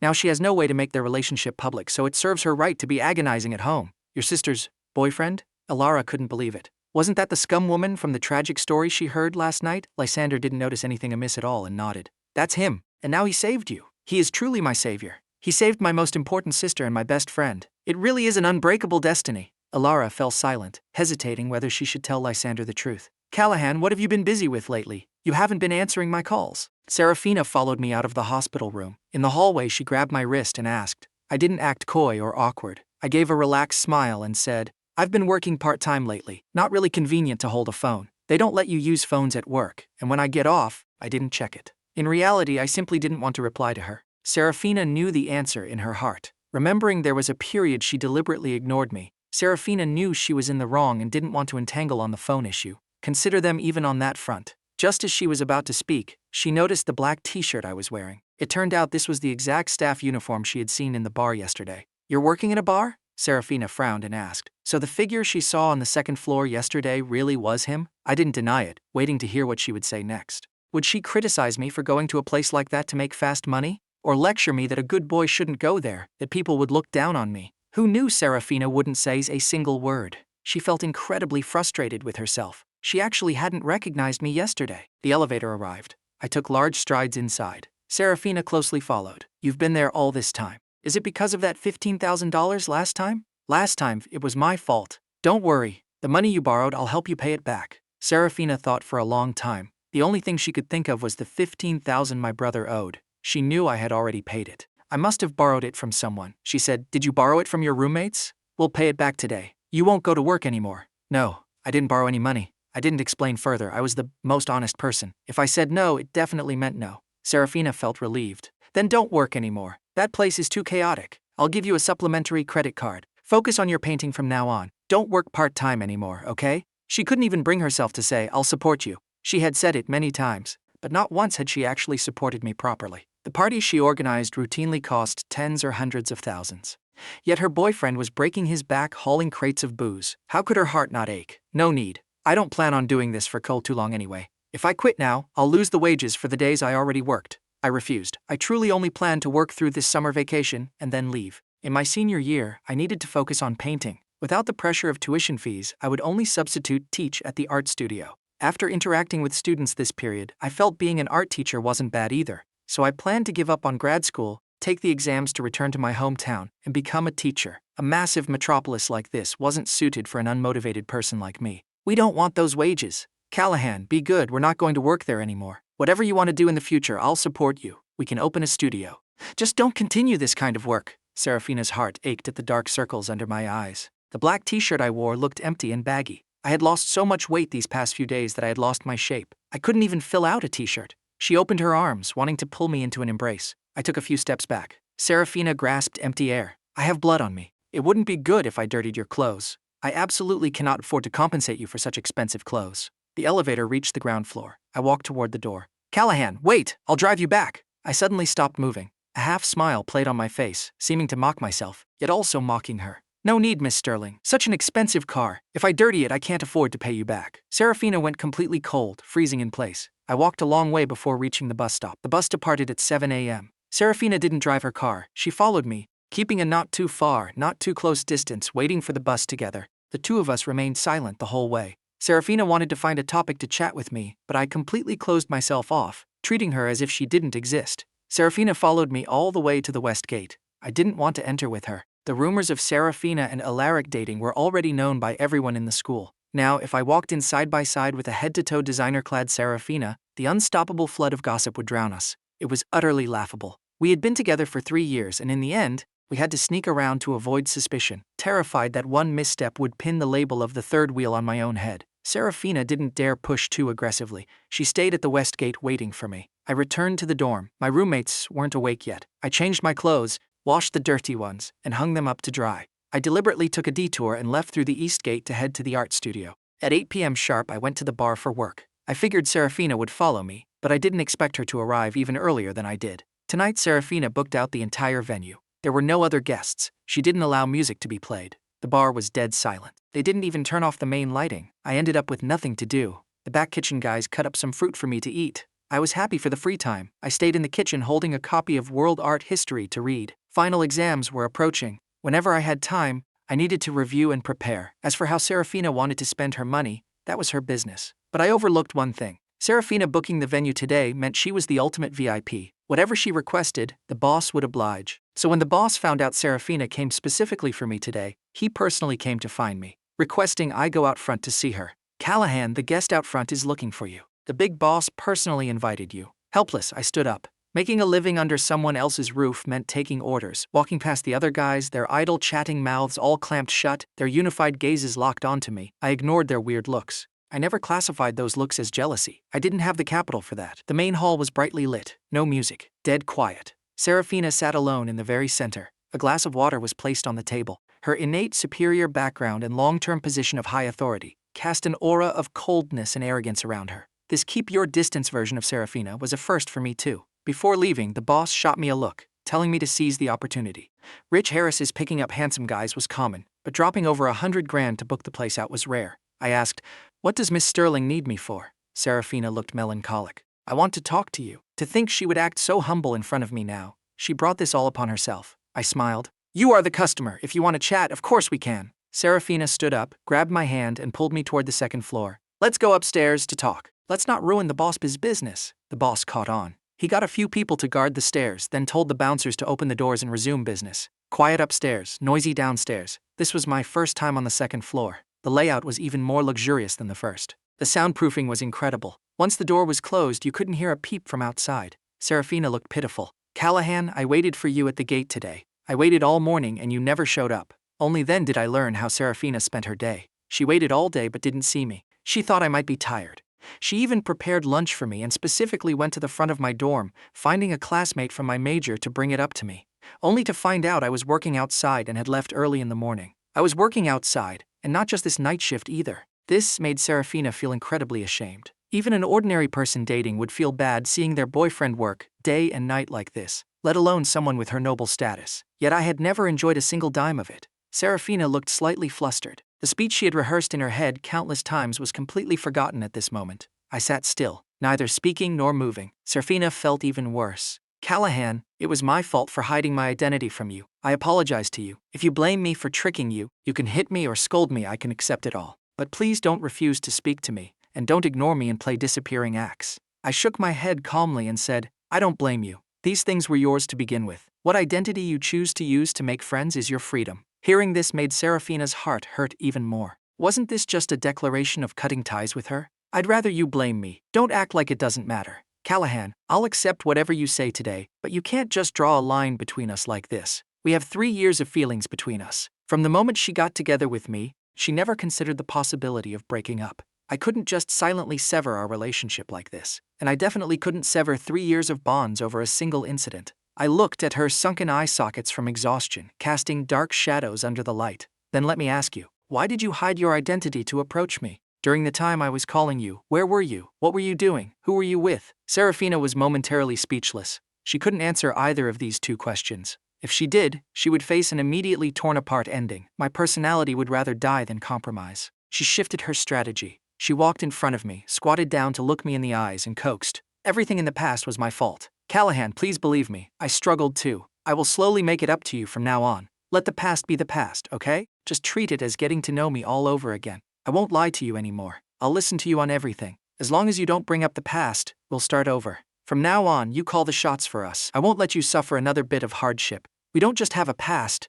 we have an infinite future. Not getting the answer I wanted, the wild weeds in my heart couldn't be uprooted. A heart full of disappointment poured out. In an instant, I lost all my strength and slumped backward. She wasn't sincere. She was still hiding things from me. At the same time, Serafina caught me with quick reflexes. I collapsed into her frail embrace. Only then did Serafina truly feel at ease. From the beginning of this relationship, she never felt secure. While obsessing over that pair of shoes, she was also terrified of me discovering her identity. Later, listening to Beatrix's terrible idea, she forced herself to temporarily forget me and look for other options. But she was even more afraid of me seeing it. In her heart, aside from insecurity, there was a massive emptiness. An art student boy like Elara couldn't fill that emptiness. A boy whose ambitions were stunted by poverty wasn't worthy of her feelings. Only I was. My soul possessed an artist's romantic pursuit, coupled with an unyielding resilience against harsh reality. This world was full of temptations everywhere, yet someone like me was truly rare. We had shared hardships together. We definitely had to share the sweet fruits in the future.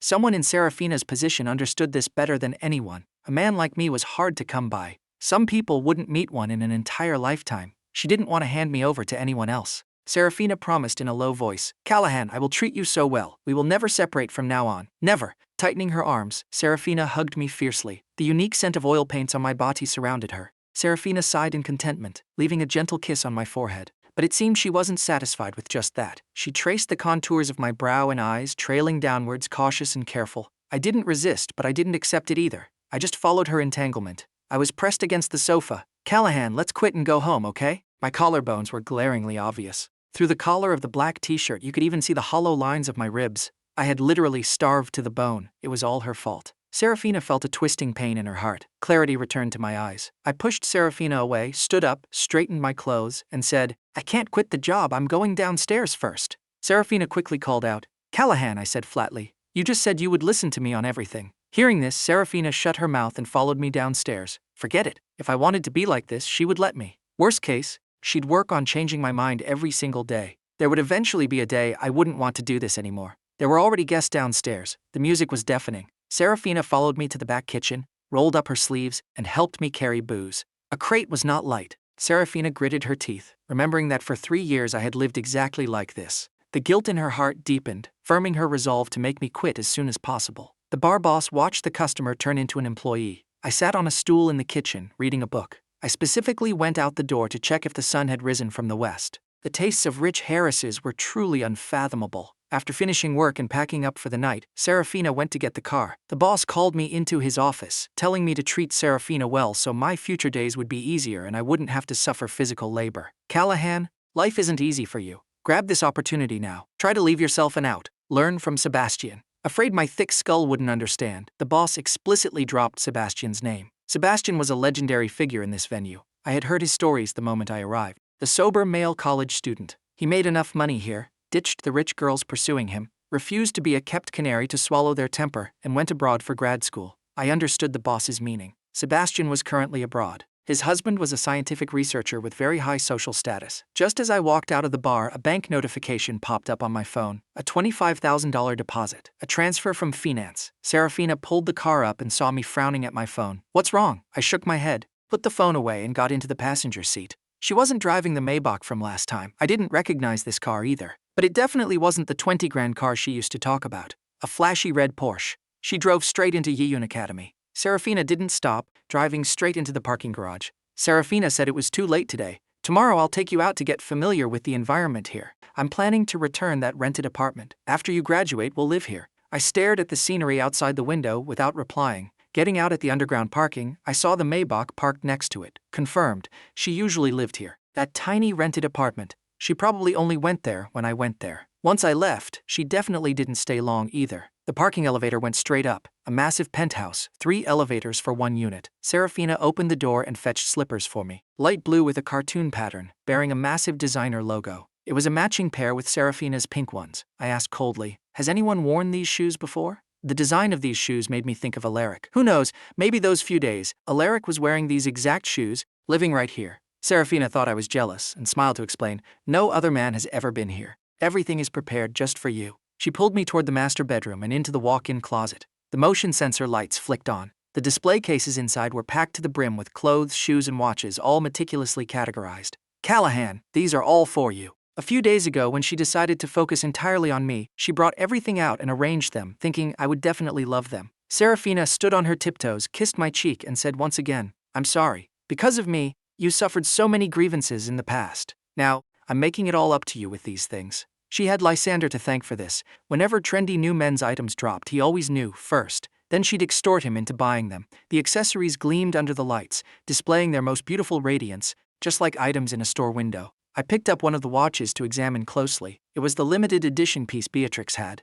so there was a copy here for me too. Seeing I liked this watch, Serafina put it on me and said, I bought this watch for you. I bought it as soon as it came out. I figured it would look great on you. Now that I wore it, it indeed looked great, but I lacked interest. I didn't want to appreciate such expensive things. I yawned and said, I'm sleepy. Gotta wake up early tomorrow. With Serafina driving me, I still had to wake up at 7 a.m. It was now 2 a.m. Not much time left for sleeping. Serafina instantly understood. You still have work tomorrow. She went to the closet to get my pajamas, arranged for me to sleep in the master bedroom, and retreated to the guest room herself. We had just made new progress. She couldn't rush things. I took off the watch and put it back in its place, taking in the room. High-end luxury seeped from every corner. The bathroom was bigger than my old house back home. The bathtub directly faced an invincible, unobstructed river view outside the window. Across the river were colorful neon lights and landmark buildings. I didn't know how to use the shower head. No matter how I turned it, no hot water came out. I had to search online for instructions, which unexpectedly revealed its price tag. The bed was too soft. The sheets and duvet covers were so expensive I couldn't sleep. I rolled off the soft bed and lay on the floor. The luxurious decorations filling my vision. Stacks of cash visible everywhere. My sorrow grew immeasurably. It was under this person's deception that I worked like a horse and a cow for 3 years. Was this compensation? No.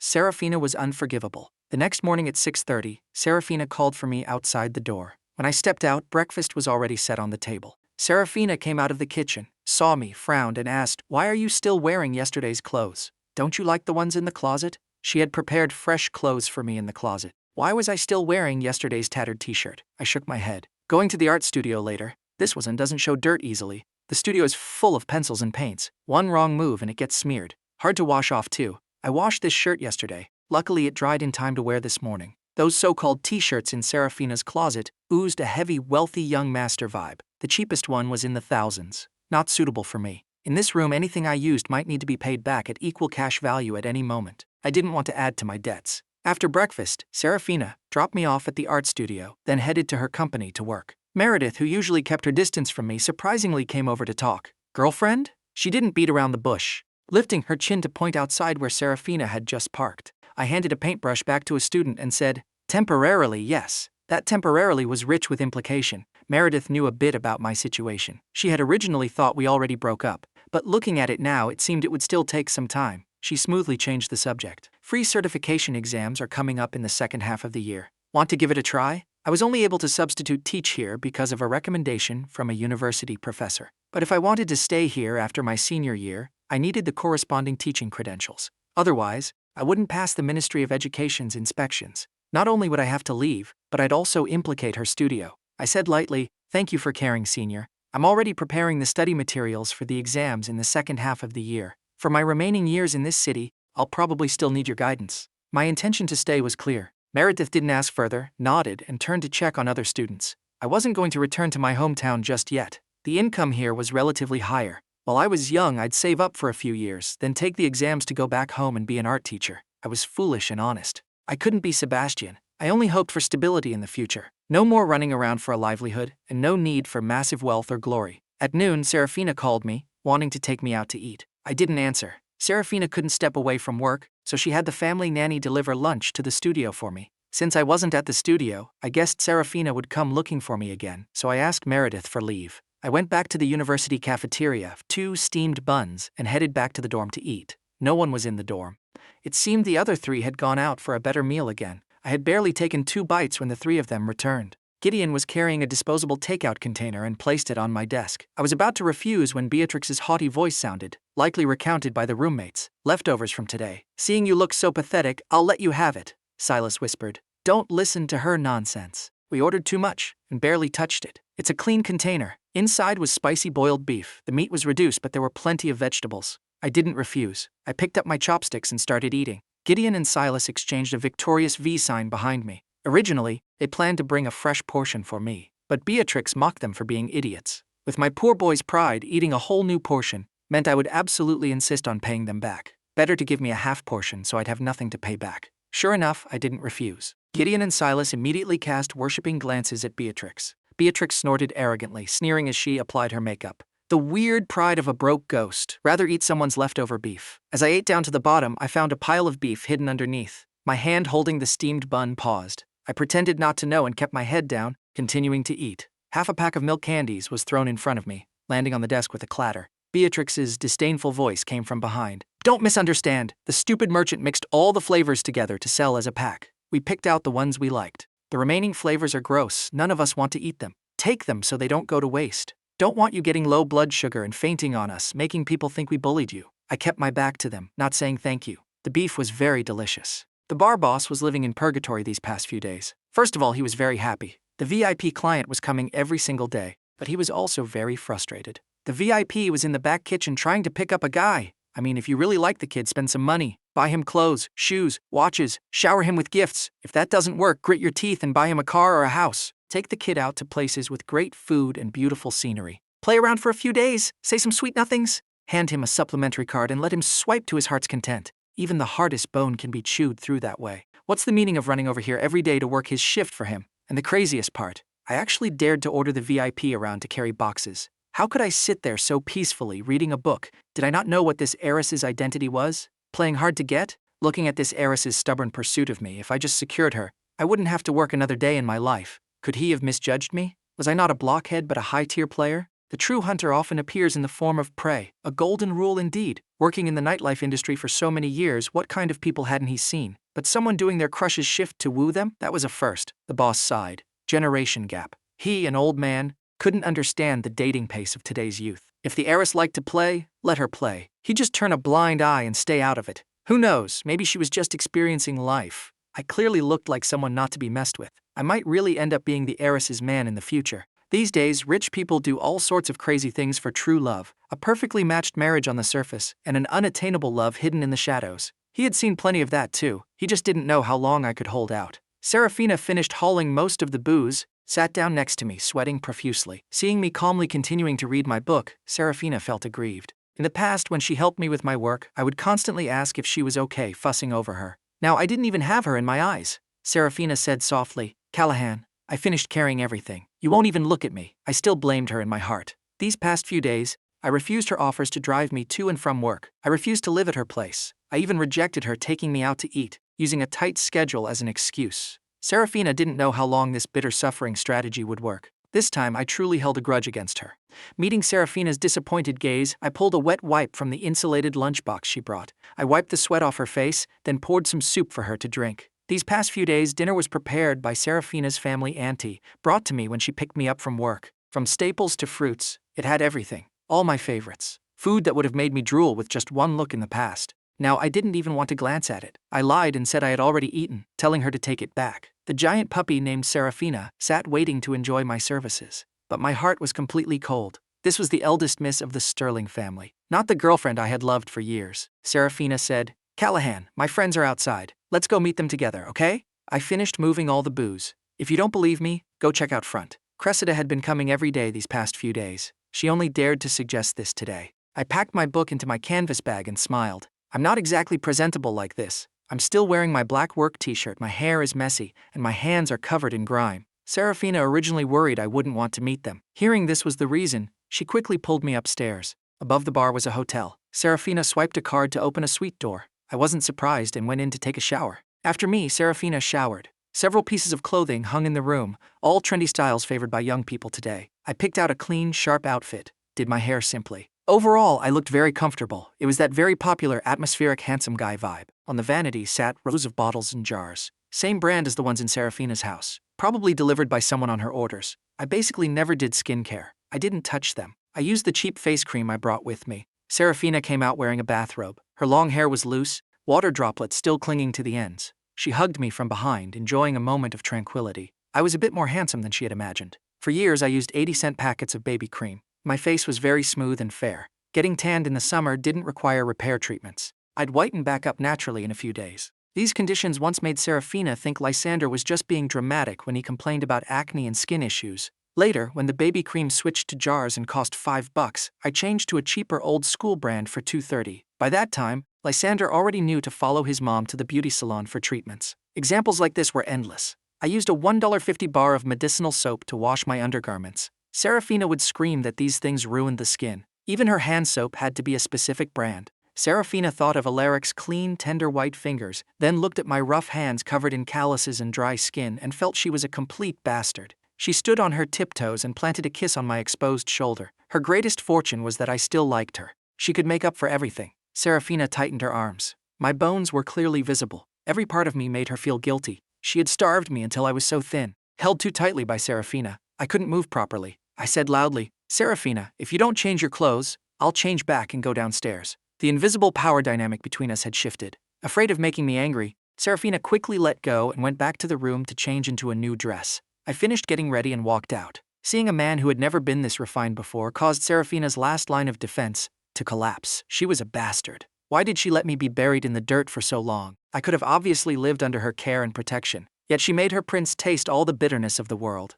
I ignored Serafina's sentimental mood, walking to the door to change my shoes. Canvas shoes didn't match such a nice outfit. At the door sat a pair of polished leather shoes. They matched my casual suit perfectly. They also matched Serafina's little dress perfectly. Meeting her friends for the first time, of course I had to dress formally. I wondered if anyone who saw me that day would be there. Serafina and I went to the second floor. The lighting was dim, barely enough to make out everyone's faces. Counting me, there were 3 guys. The rest were girls. As soon as we walked in, before we could even say hello, a playful voice teased, "Oh my! Our sister Serafina is finally willing to bring her hubby out to meet people." Serafina held my hand, led me to a seat inside and said, "The one who spoke is Cressida. I'm half a year older than her, so she calls me sis. She's mischievous, don't take her words to heart." Percival chuckled. "Yeah, brother-in-law, my mouth has no filter. If I say anything out of line, be the bigger man and don't hold it against me." I nodded in greeting. Serafina continued introductions. Next to her is Beatrix, the art director at our company. The one next to her is her fiancé, Percival, also at our company. Percival smiled at me.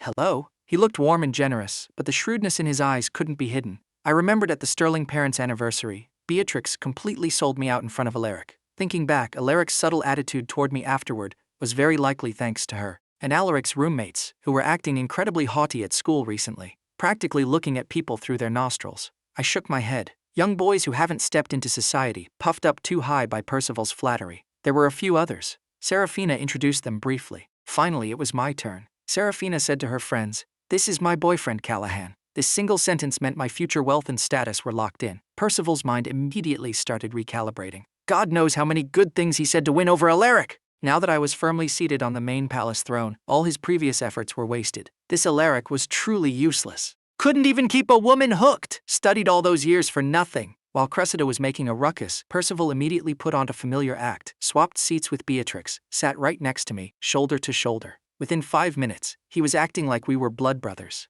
Serafina wouldn't let me drink, so Percival poured me tea and got me juice. When Cressida's jokes went too far, Percival smoothed things over and playfully scolded her. In short, during this meeting, I was incredibly well protected by Serafina and Percival. As for the bar staff, nobody came upstairs to bother me. Cressida was unreliable, but she grew up in vanity circles and knew how things worked. She had already sent people down to handle it. Percival, realizing my personality wasn't the troublemaking type, hurriedly tried to get close to build a friendship. "Callahan, you're still a student, right? Which university are you at?" I said flatly. "Art University Junior. Oil painting." To stop Percival from asking more, I said it all at once. Who knew Percival would grab my hand and praise? "No wonder I noticed your hands are a bit rough." So they were tempered by a high-achieving art student holding a brush. "Just by looking at these hands, I know you're destined to be a famous painter." I was amused by him. I was incredibly curious. How did Percival praise Alaric's hands back then? A natural-born artist, a casual wave produces a masterpiece. No need to get his hands rough at all. Being asked about hands made Serafina's back stiffen. Seeing Percival and I chatting happily, she felt she needed to tell Beatrix to have Percival spend more time with me in the future, taking me out to play. With Percival filling the role of the rich buddy, her mind was making up all sorts of happy scenarios. Serafina finally relaxed completely, opening drinks and chatting with her friends next to her. After a while, I found chatting with Percival a bit annoying. I got up to go to the bathroom. The passing staff saw me change from employee to guest, but nobody had a big reaction. In a place like this, going to heaven in 1 second happened all the time. I dried my hands and walked out, running right into a boy in a white shirt. It was the boyfriend of another one of Serafina's friends. Just now, while Percival was pestering me, this boy had been sitting quietly in the corner. Need something? The boy pulled a tube of hand cream from his clutch bag and handed it to me. This is very effective for softening dead skin. If you use it for a while, your hands won't get calluses anymore. And their techniques are pretty good. He immediately handed over a business card. It was for a very famous spa club. I nodded, thanked him, and took it. The boy smiled and said, "If you feel awkward going, we can go together. My number is on the back." I didn't reply. Put the stuff in my canvas bag. The drinking party lasted until almost midnight. I didn't drink a drop. Serafina, however, was forced to drink quite a lot. When we left, her mind wasn't clear. She had called her driver in advance. This time it was that very expensive Maybach. The driver was a middle-aged man, looking steady and reliable, driving quietly in the front. Serafina raised the privacy partition, hung her entire body onto me, murmuring Callahan. She was playing the drunkard to act crazy. I knew it. I didn't expose her. I looked at the hand cream in my hand and felt Percival was a bit better. At least nice words make people happy. But this hand cream, did he really think I was that naive and easy to fool? Not realizing this was specifically given to butter me up? He probably knew I existed a long time ago, waiting until Serafina gave me an official status to come show goodwill. Otherwise, this would have belonged to Elara. The hand cream ended up in the trash can in the parking lot. I should have done this behind Serafina's back, considering it was her friend's boyfriend, but I threw it away openly, completely unafraid of Serafina seeing it. The driver helped me support Serafina upstairs. I followed behind carrying her coat. After placing Serafina on the sofa, the driver confirmed everything was fine and left safely, leaving me alone to clean up Serafina. While I was boiling sobering soup, Serafina quickly changed her clothes and slipped into the master bedroom. By the time I found her, Serafina was acting like a rogue in the master bedroom. After drinking the soup, she wrapped her limbs around me, refusing to let me move, acting spoiled, demanding I hold her hand tightly before she'd settle down. But Serafina felt a void. This wasn't enough. She had always struggled with our relationship. Every time she was supposed to lose herself in passion, she restrained herself, never daring to let go. At most, it was just relying on my hand like right now. "Callahan, let's go to France for a trip, okay? I'll take you out to play." Serafina owned a rose manor in France. She wanted to take me there. Give me a beautiful journey. Combine with me in a romantic place. Start our new relationship. I didn't answer. In my mind, I was balancing dignity and money. Next to me, Serafina slept peacefully. I closed my eyes, forcing myself to ignore dignity. This was the eldest miss of a wealthy family. Bear with it, and I could leap across social classes. I was terrified of poverty. I didn't want to be poor anymore. As long as Serafina was by my side, money, fame, and fortune were right at my fingertips. "Callahan, you can do this. For the sake of the money, give her and yourself one more chance. You can definitely do this." In early June, temperatures soared. The entire country ushered in the tense atmosphere of the college entrance exams. Finnegan had 1 week left before his exams. As his guardian, I had to go back and take care of him. These were my final days with Finnegan. After the exams, Finnegan would be free to go wherever he pleased. We would owe each other nothing. Serafina knew I was going back. She had the family auntie prepare a lot of highly nutritious ingredients and drove me home herself. Finnegan's leg hadn't fully healed yet. He hopped over to welcome his future sister-in-law. The building was still that old building. The mildew smell still made Serafina struggle to breathe. But in front of me, Serafina maintained her perfect upbringing. The Porsche parked downstairs, drawing crowds of neighborhood onlookers. The middle-aged uncle who had met Serafina before smiled in relief. The shoe boy found a good wife. Old Shoe can finally rest in peace. Serafina, wearing a dress, climbed up and down the stairs with me, cleaning the house top to bottom. Even the dust on the doorframes was wiped completely clean. Finnegan, with his cast leg, watched Serafina work while I cooked lunch in the kitchen. This house finally felt like a family reunion. He didn't have to just dream about the whole family being together anymore. His eyes briefly filled with loneliness. Serafina finished cleaning, covered in sweat. Finnegan told her there was a new t-shirt I bought for her in the room, telling her to go change. Serafina came out washed and feeling much fresher. Right in front of Finnegan, she entered the kitchen and closed the frosted glass door. Finnegan pretended not to see, watching an anti-war drama on TV, but his ears were stretched out long, trying to hear what was going on inside. He suddenly felt the melancholy of an old father. When Serafina walked in, I was braising ribs. In the soup pot next to it, the large bone broth had boiled to a milky white. In the bowl beside it, scallions and cilantro were finely chopped. It was my usual cooking style. Serafina couldn't help but swallow her saliva. She had craved this bite for so long. Ever since the misunderstanding over those shoes, I hadn't stepped into a kitchen. Serafina hugged me from behind, burying her face in my back, smelling the cooking smoke on my clothes. She loved it deeply. Her hands slipped from my shirt hem. Her fingers traced the sweat on my body. Behave! My brother is outside. She was tickling me. I bumped my shoulder back against her. Serafina chuckled softly, reaching out to carry out the dishes I had already finished. I finished my work. Not even a little reward? Reward me with a bowl of soup. Before the meal officially started, the two of them each had a massive bowl of bone broth. My signature sweet ribs were enthusiastically demolished. Serafina felt that if she could ignore that awful mildew smell, my brother wasn't entirely unbearable either. Whatever, I was willing to accept it, so she had no objections. Only a week left until exams. Are you nervous? Serafina asked Finnegan. Entering the exam room with a cast on your arm and leg had a huge psychological impact. Finnegan shook his head. Serafina asked again, do you have a dream university in mind? Finnegan still shook his head. Actually, he wanted to say he would consider schools with cheaper tuition. But with Serafina there, he was afraid of seeming too poor and making his brother lose face in front of her. He couldn't say it. It's too early to think about that now. We can consider it after the scores are out. I smoothed things over.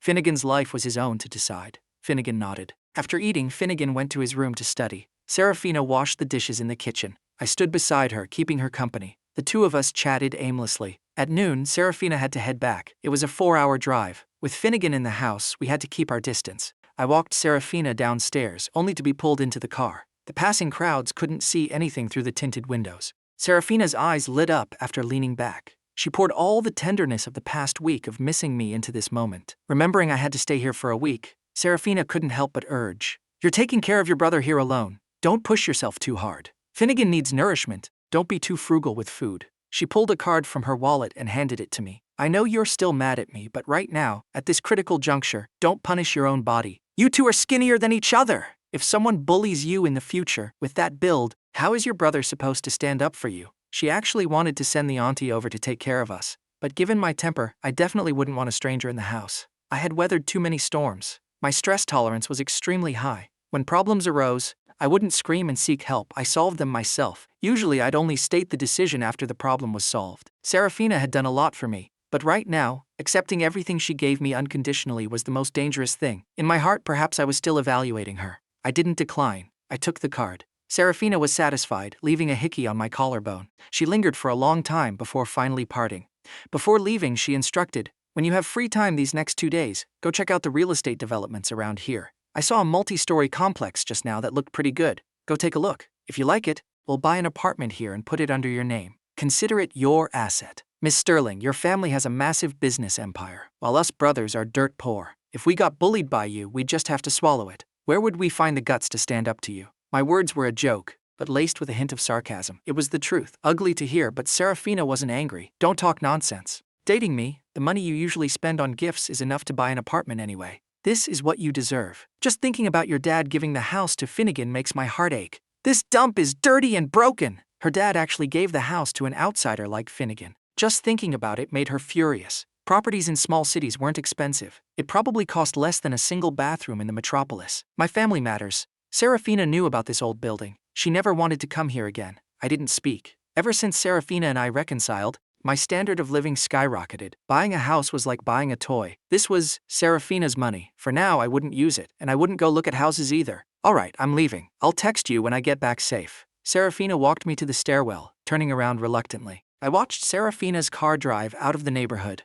The mildew smell in the stairwell was blown over by a cool breeze. Smelling it for just a few minutes was nauseating. I turned and quickly ran upstairs. Back in the room, I lay down to rest. The numbness on the tip of my tongue was the evidence she just left behind. She accommodated me much more than before. She tolerated me too. During this period of my cold attitude, this Serafina gradually transformed into the person I had once dreamed of, a life without debt. And she treated me better than before. I opened a shopping app, searching for a watch exactly identical to that one. Back then, besides the watch, she had also given me $10,000. It was right when my dad and stepmom had their accident. I used the money. Now it was time to return it to Serafina. Clear the air about what happened back then, so we could both hold no grudges. I could return to my former wholly sincere state. Perhaps I shouldn't be so paranoid. This time I believed she was reliable. I believed I had a happy future too. Serafina was in a great mood. She called home to say she'd be back for dinner. Getting off the highway, she drove straight home. It was exactly dinner time. "Mom, Dad, I'm back!" Mr. Sterling gave an Serafina sat up straight, about to grab an orange to wet her throat, but was met with a disgusted look from Lysander. Lysander frowned, waving his hand in front of his nose to waft away the smell. "You smell like mold! You stink! Stay away from me!" It was probably the mildew smell from the old house. Serafina looked down. She was still wearing the t-shirt I had bought for my brother. She quickly went upstairs to change clothes. When she came back down, there was only a bowl of water in front of her seat at the dining table. A bowl of soup with 2 cabbage leaves floating in it. On a plate, 2 steamed buns. Lysander said, "From now on, this is all you deserve to eat in this house." Serafina was utterly confused. What was going on? From the moment she got back, he hadn't given her a single good look. Mr. and Mrs. Sterling ignored her, heads down eating. Only Lysander glared at her. "Sis, I'm calling you sis for the last time. You're not my sister anymore. You're just a scum woman. This is all you deserve to eat." "Lysander, you're getting more and more out of line." Serafina flared up. How did he have the guts to speak to her so rudely? "What are you yelling at me for?" Lysander shrank into Mrs. Sterling's embrace, his eyes red, voice choked with tears. "Mom, today I wanted to thank Brother Callahan. So I went to the art university to find him. I found out my sister treats him like garbage. Brother Callahan eats 1 meal a day, and this is what he eats. I really don't understand. Our family isn't so poor we can't afford food. Why does sister have to treat Brother Callahan like this? What nonsense are you talking about? How could I possibly let him eat this kind of stuff?" Serafina was shocked, pointing at the clear water and cabbage leaves in the bowl, her face full of disbelief. "You're still arguing. I brought these steamed buns and soup back from the art university. Have a taste yourself and see how it is." Remembering what others had told him, Lysander was furious. He pointed at the bowl of soup. "This soup is free from the school cafeteria. Those steamed buns are 3 for $1. When they get cold, they're rock hard." His roommate said, "Just add some free salt and vinegar, and it fills the stomach enough to stop the hunger." Lysander buried himself in Mrs. Sterling's arms, feeling that he hadn't fully expressed all the grievances Callahan suffered. "Dad, that brother saved sister's life. He's our family's benefactor. Even if sister didn't like him, she shouldn't have made him suffer like this." His roommate also said, when Brother Callahan's family had an emergency, and he was almost detained at the police station, he called sister. But sister was flirting heavily with Elara. She didn't care if Brother Callahan lived or died. That was what Beatrix had said. At that time, driven into a corner, I had opened my mouth to borrow money from him. If Mrs. Sterling hadn't coincidentally bought that painting, Beatrix would have been my biggest creditor. At this moment, Mr. Sterling realized that I was the benefactor who saved Serafina's life back then. He asked Serafina, "Is what Lysander saying true? Is this how you treat your boyfriend? Callahan is the boy who sent you to the hospital back then. Did he demand you be with him?" Aside from this reason, Mr. Sterling couldn't think of any reason why his daughter would treat her boyfriend this way. When his daughter formally told them she was dating, Mr. Sterling thought that if she truly liked him, no matter how good he was, he still wasn't as good as his daughter. So he never truly investigated the boy. But today, piecing together everything his son said, the only conclusion Mr. Sterling could draw was, I was an ungrateful gold digger, using my status as a savior to blackmail Serafina into marrying me into their wealthy family. That was the only way his daughter's drastic shift in attitude toward me made sense. "No, Dad, I pursued him first. He never asked me to repay him." Serafina quickly denied it. Lysander's words caught her completely off guard. She couldn't let her dad misunderstand me as that kind of man. But what did Lysander mean by detained? Why had I never told her? She was calculating her gains and losses, but she would never let her own boyfriend end up in a police station. Mr. Sterling looked at those 2 dry, hard-steamed buns. He completely lost his appetite for the food on the table. With his wife coaxing their son in his ears, his heart grew incredibly irritable. The daughter he was so proud of was actually treating someone else's son like dirt. How was this any different from those spoiled, tyrannical playboys? "You, come with me." Mr. Sterling slammed his chopsticks down, stood up, and headed into the living room. And the next moment, in the living room, the atmosphere was suffocatingly heavy. Mr. Sterling sat on the leather sofa, his face dark like a brewing storm. "Speak," he commanded, his voice eerily calm. "Why did you put the boy who saved your life through such a humiliating ordeal? I raised you to be a leader, Serafina, not a tyrant playing cruel games with people's stuff." Serafina stood before him, her hands trembling. Her father's disappointment was a physical weight. "Dad, you don't understand. I didn't want to treat him like that, but I had to test him." Her voice cracked. "When I was in that car accident 3 years ago, I had Grandpa's gold watch with me, the one Grandma gave him. When I woke up from the coma, it was gone. Later, I found the receipt. Callahan sold it. He sold Grandpa's watch to a gold shop for a few $1,000s. She looked at her parents, expecting to see their expressions shift from anger to understanding. She expected them to realize that Callahan was flawed, that her caution was justified. Instead, the room descended into a dead, chilling silence. Mrs. Sterling slowly stood up. Her eyes, usually full of gentle warmth, were wide with disbelief and a creeping sense of horror. "Serafina," her mother whispered, her voice trembling. "When you were in that accident, you weren't carrying any ID. You weren't carrying your phone. You were registered as a Jane Doe." "Yes," Serafina replied, confused. Callahan stayed with me. And you were in the ICU for a week before we finally tracked you down, Mr. Sterling added, his voice dropping to a dangerous, terrifying register. The hospital required immediate deposits for your surgeries. The driver who hit you fled the scene. Who do you think paid your medical bills for that first week, Serafina? Serafina froze. The blood drained entirely from her face. Her mind spun rapidly, grasping at fragmented memories of waking up in the hospital, of Callahan looking pale and exhausted, holding her hand. The hospital fees, I paid them. Don't worry, you just focus on resting. He had told her that. She had assumed he used his own savings, or borrowed a little from friends. He was a freshman orphan with a younger brother to feed, Mrs. Sterling said, tears welling in her eyes. He didn't have thousands of dollars lying around for surgeries. He sold the watch. To save your life. He traded a piece of metal to keep you breathing. The realization hit Serafina like a physical blow to the chest. Her legs gave out. She collapsed onto the expensive Persian rug, gasping for air as if she were drowning. He sold the watch to save me. All those times she had looked at him with hidden contempt. All those days she had deliberately let him eat stale steamed buns while she casually dropped $100,000 on Elara to test him. All the time she told herself, he owes me for the watch, so he deserves this poverty. He didn't owe her anything. She owed him her life. And when he was detained at the police station, Mr. Sterling said coldly, standing up, when he finally swallowed his pride to ask you for $15,000 to save his brother, you told him to go beg on the streets. I didn't know, Serafina screamed, tears streaming down her face. I thought he was just being greedy. I thought he was finally showing his true colors. You didn't know because you never bothered to ask, her father said, turning his back on her. You let your arrogance blind you. You don't deserve that boy's love, Serafina. You've destroyed it with your own two hands. The next few days passed in a blur of frantic, desperate action for Serafina.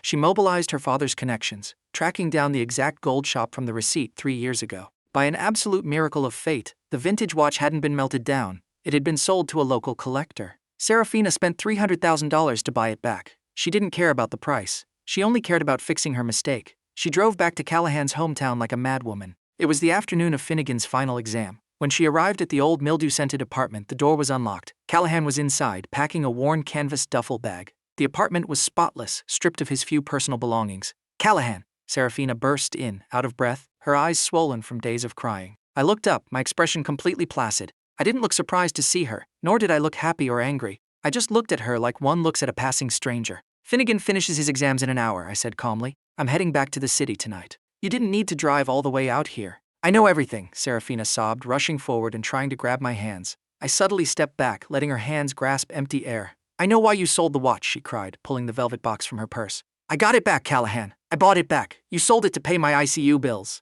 Why didn't you tell me? Why did you let me misunderstand you for 3 years? I looked at the velvet box. The wild weeds in my heart that had been choking me for weeks suddenly stopped growing. They withered, turning to ash. I tried to tell you, I said softly. In the beginning you were recovering, and I didn't want to upset you. Later, whenever I tried to bring up the past, you would change the subject. And then, you started testing me. I walked over to my desk and picked up a small, exquisite wooden box. I handed it to her. Serafina took it with trembling hands and opened it. Inside was a vintage gold watch, an exact replica of her grandfather's watch. Next to it was a neatly tied stack of cash, $10,000. What is this? She whispered. The money your mother paid me for the painting, plus the wages I earned at the bar, I explained, my voice devoid of emotion. I couldn't find the original watch, so I spent days tracking down the exact same model from an antique dealer. The $10,000 is the money you gave me 3 years ago that I used to help Finnegan. Callahan, no! Serafina shook her head frantically, stepping forward. You don't owe me anything. I owe you. I owe you everything. We owe each other nothing now, I corrected her gently. I looked at the beautiful, wealthy heiress standing in my dilapidated childhood home. For 3 years, she had been the pillar of my mental survival. Now she was just an heir to a corporation I would never interact with again. The past few days, when you showered me with luxury, let me live in your penthouse and gave me everything, I tried to convince myself to accept it, I confessed. I told myself to swallow my dignity. I told myself that I was so tired of being poor, I should just play the role of the obedient boyfriend and enjoy the wealth. Serafina's eyes widened in horror. No, you don't have to play a role. I love you, but I realized I can't do it, I interrupted, a small, sad smile playing on my lips. I can't sleep in that bed. I can't wear those clothes, because every time I look at them I remember the $1 instant noodles. I remember you swiping $100,000 for Elara while I begged you for $15 to recharge my meal card. I remember sitting in that police station with my head bleeding while you told me to beg on the streets. I was wrong. I was so wrong. Serafina dropped to her knees, clutching the hem of my cheap, faded jeans. Please, Callahan, give me a chance to spend the rest of my life making it right. I'll give up the inheritance. I'll live here with you. I'll do whatever you want.